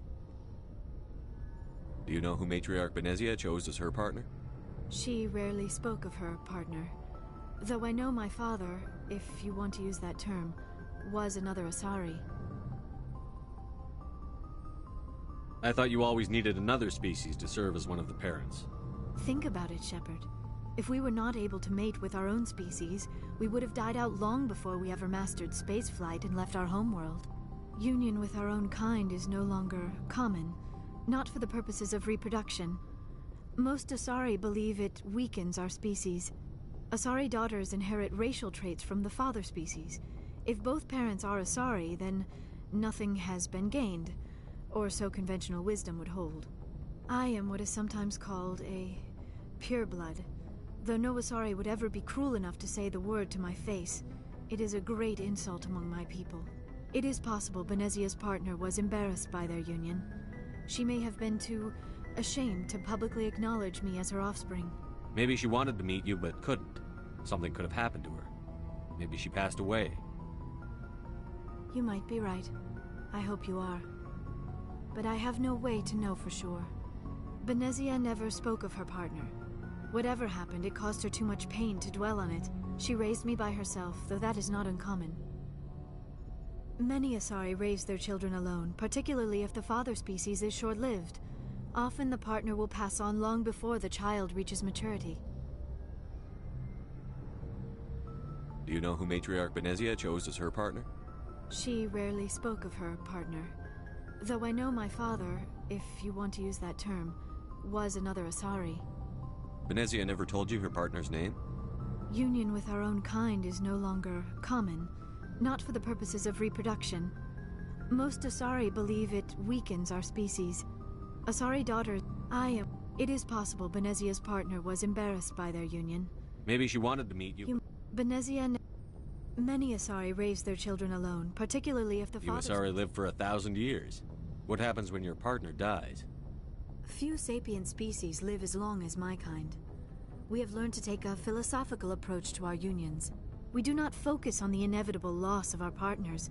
Instead, we enjoy the time we spend with them. And even after they're gone, a part of them lives on in us. The union is a connection that transcends both time and space.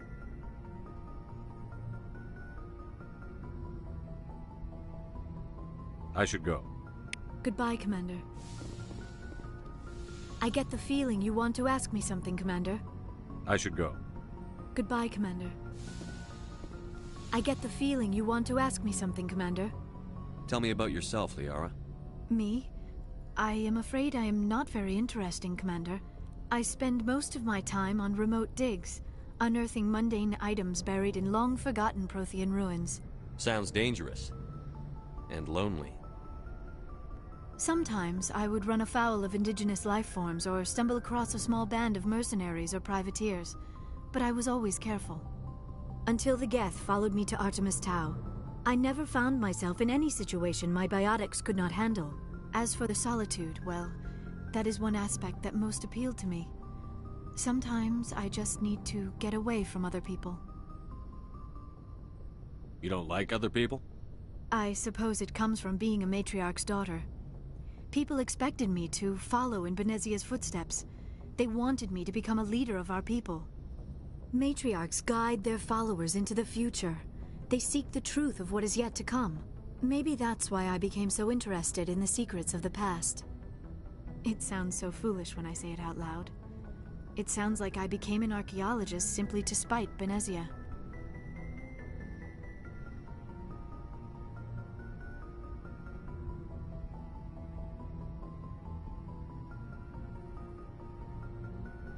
All children rebel against their parents.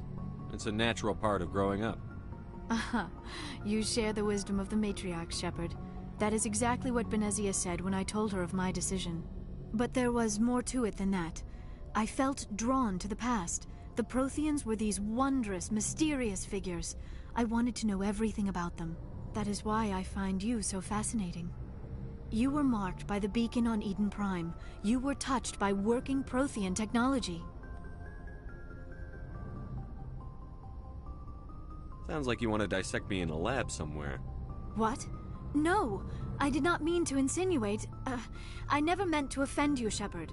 I only meant that you would be an interesting specimen for an in-depth study. No, that's even worse.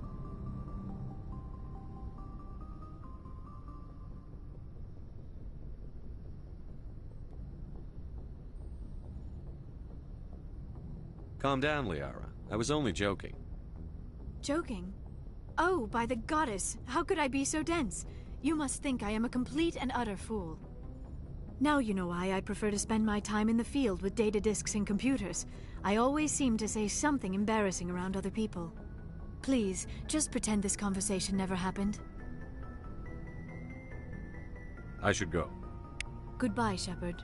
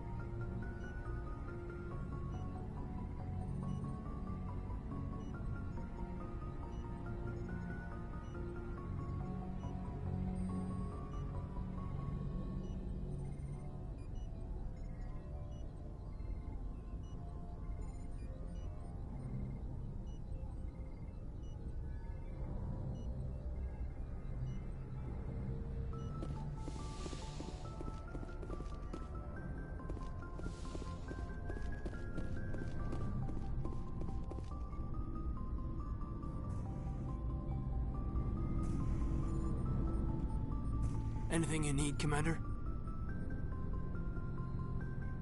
Just trying to get a sense of where the crew's at.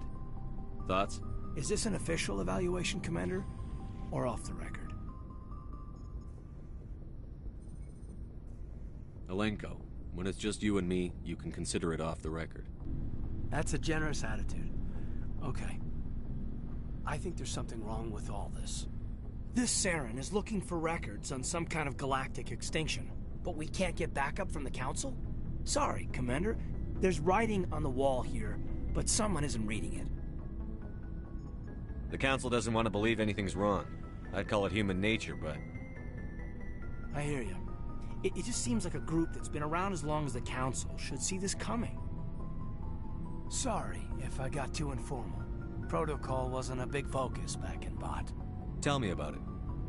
Biotic acclimation and temperance didn't last past the airlock. To the kids they hauled in, it was brain camp.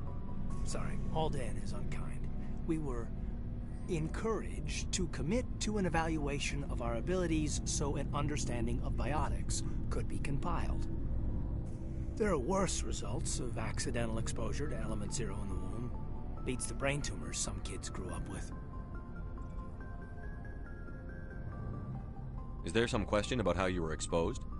My mother was downwind of a transport crash. It was before there were human biotics. a little after the discovery of the Martian ruins. It only gets iffy around 63 when Kinetics was running out of first-gen subjects. Until then, they'd relied on accidentals. Bunch of guys in suits show up at your door after school, and next thing you know, you're out on Jump Zero. Jump Zero is Gagarin Station, right? What's it like? Yeah, that's the official name. Biggest and farthest facility we had for decades. Right on the termination shock, the outer edge of the solar system. It's where they did all the Goose Chase FTL research before we caught on to using mass effect fields. It was a sterile research platform when I was there.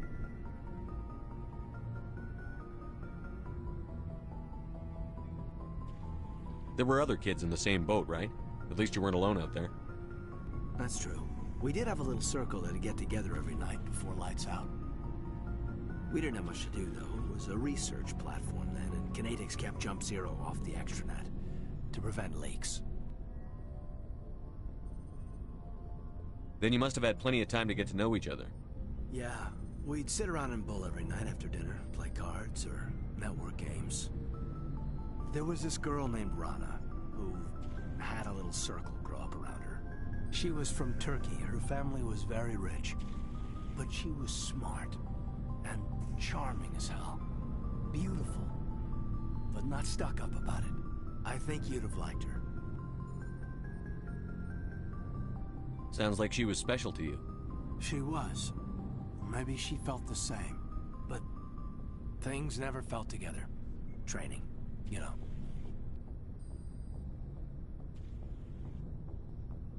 You know of any intentional exposures for certain? No one knows. Doesn't mean they didn't happen. As big as the exposures were, it was hard to track down accidentals. It was different then. No one knew the potential, so there wasn't a lot of regulation. Anything Kinetics did was gold. I'm not saying they intentionally detonated drives over our outposts, but in retrospect, they were damn quick on the scene.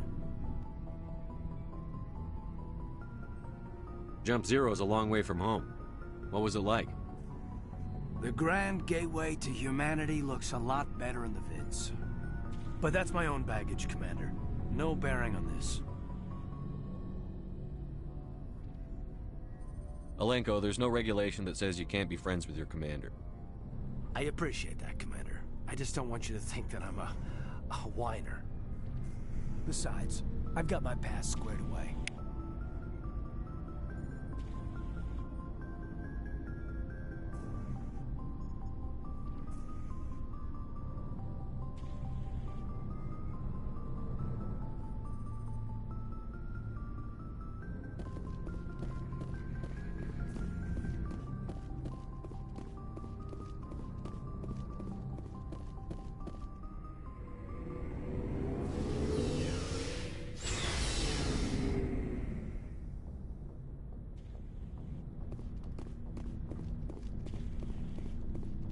So, we've got Saren on the run. It won't be long now. Saren's good, but I'm better. Good? He's rotten. To the core. I could tell as soon as I met him.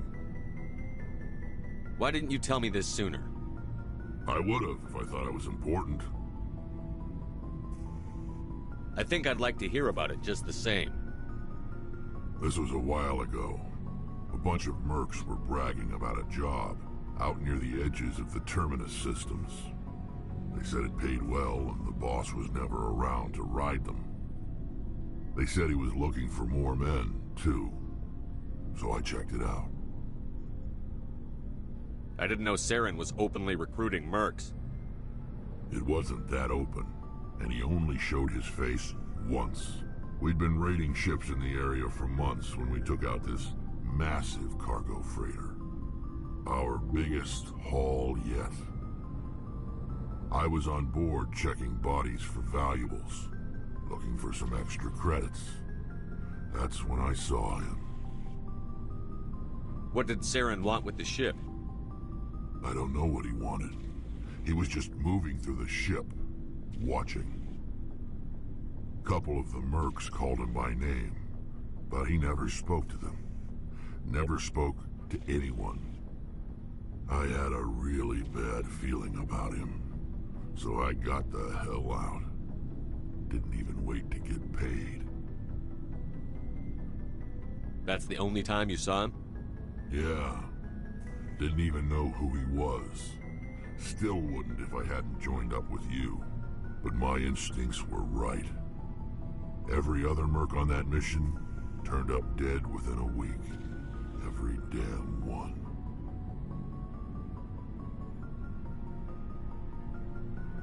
So long, Rex. Shepard.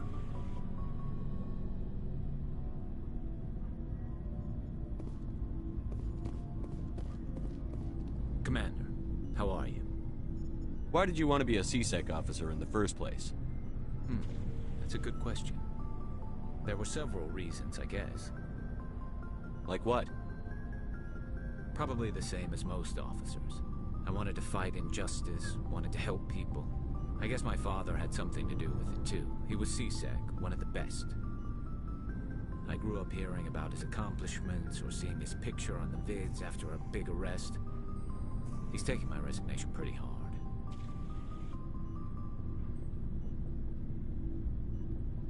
He's not impressed that you're going after Saren? My father's a C-Sec man to the bone. Do things right or don't do them at all, he says. He thinks I'm being too rash, too impatient. He's worried I'll become just like Saren. He actually talked me out of becoming a Spectre when I was younger, for the same reasons. You were asked to be a Spectre? Well, I was targeted as a possible Spectre candidate. Me and about 1,000 other Turian military recruits. I could have received special training, but my father didn't like it. He despises the Spectres. He hates the idea of someone having unlimited power with no accountability. He wouldn't like you, Commander. No offense. I suppose I can understand his concern. You can. But Saren's not going to play by our rules, C-Sec's rules. If you want to nail Saren, you need to send someone who isn't restricted by policies and procedures.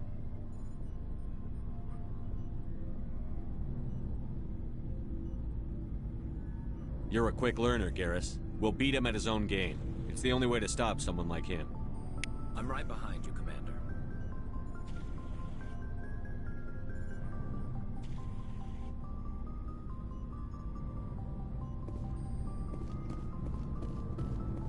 Commander, you have a minute to talk? I keep an open door policy. If you have any concerns, lay them on me. All right. I know things are different aboard the Normandy, but I'm concerned about the aliens, Vicarian and Rex. With all due respect, Commander, should they have full access to the ship? They may not serve the Alliance, Chief, but they're allies. At least as far as Saren goes. This is the most advanced ship in the Alliance Navy. I don't think we should give them free rein to poke around the vital systems. Engines, sensors, weapons. You don't trust the Alliance's allies? I'm not sure I'd call the Council races allies. We, humanity, have to learn to rely on ourselves. Standing up for ourselves doesn't mean standing alone. I don't think we should turn down allies. I just think we shouldn't bet everything on them staying allies. As noble as the Council members seem now, if their backs are against the wall, they'll abandon us. You've got a pessimistic view of the universe, Williams. A pessimist is what an optimist calls a realist. Look, if you're fighting a bear and the only way for you to survive is to sick your dog on it and run, you'll do it.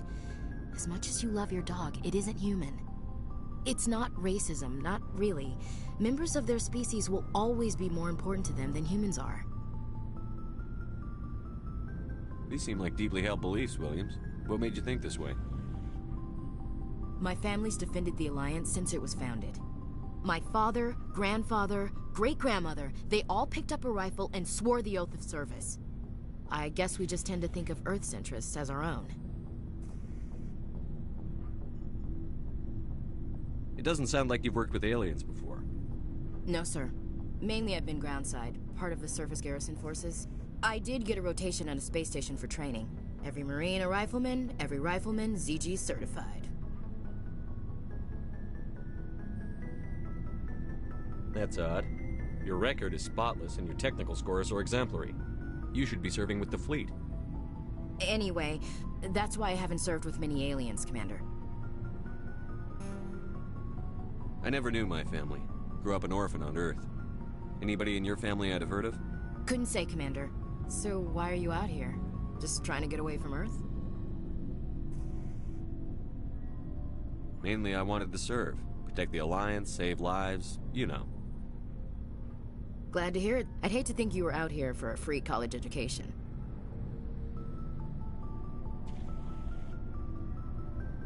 All right. I can see where your concerns are coming from, Williams. But this is a multilateral mission. You're going to have to work with aliens, like it or not. It won't be a problem, Commander. You say jump, I say how high. You tell me to kiss a Turian, I'll ask which cheek. I don't think kissing Turians will be necessary. You never know, Commander. What's your opinion on the last mission? Not sure I buy Dr. Tassoni's story about her and her mom not talking. They're family, right? I think she's being straight with us. Or at least, I don't think she lies very often. Yeah, she's probably really bad at it. Hey, want me to ask her about her sex life? Might be illuminating. I don't think she's used to teasing. Good-natured or otherwise. No fun, Commander. Too bad those ruins got destroyed. I mean, they lasted thousands of years. That's impressive. We'll talk later, Williams. Looking forward to it, sir.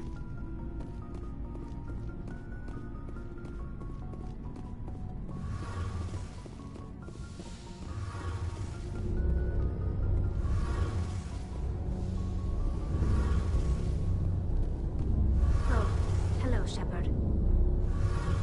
Are you okay? I don't know. Your ship is amazing, and your crew's been really great to me. Especially your chief engineer. But I just sort of feel out of place. The Normandy runs so smooth it feels like we're not even moving. And the engines are so quiet. How do you sleep at night? The silence wakes you up? Back on the flotilla, the last thing you want to hear is silence. It means an engine's died or an air filter shut down. I guess you don't have to worry about that here. But old habits die hard. But it's more than just the silence. This ship feels so empty. It's like half the crew is missing. Back home, I couldn't wait to go on my pilgrimage. I couldn't wait to get away from the crowds. Now that I'm out here, I kind of miss them. Sometimes we don't appreciate what we have until it's gone. That's true. I'm starting to wonder if that's what the pilgrimage is really about. It's given me a whole new perspective on my people and our culture. You know, there's always a few who go on their pilgrimages and never return. I always assumed something bad happened to them. But maybe they just wanted a different life. You do plan to return to the migrant fleet, right? I could never abandon my people, Shepard. I will go back eventually. But we have to stop Saren first. Otherwise, I might not have a home to go back to. I should go. See you later.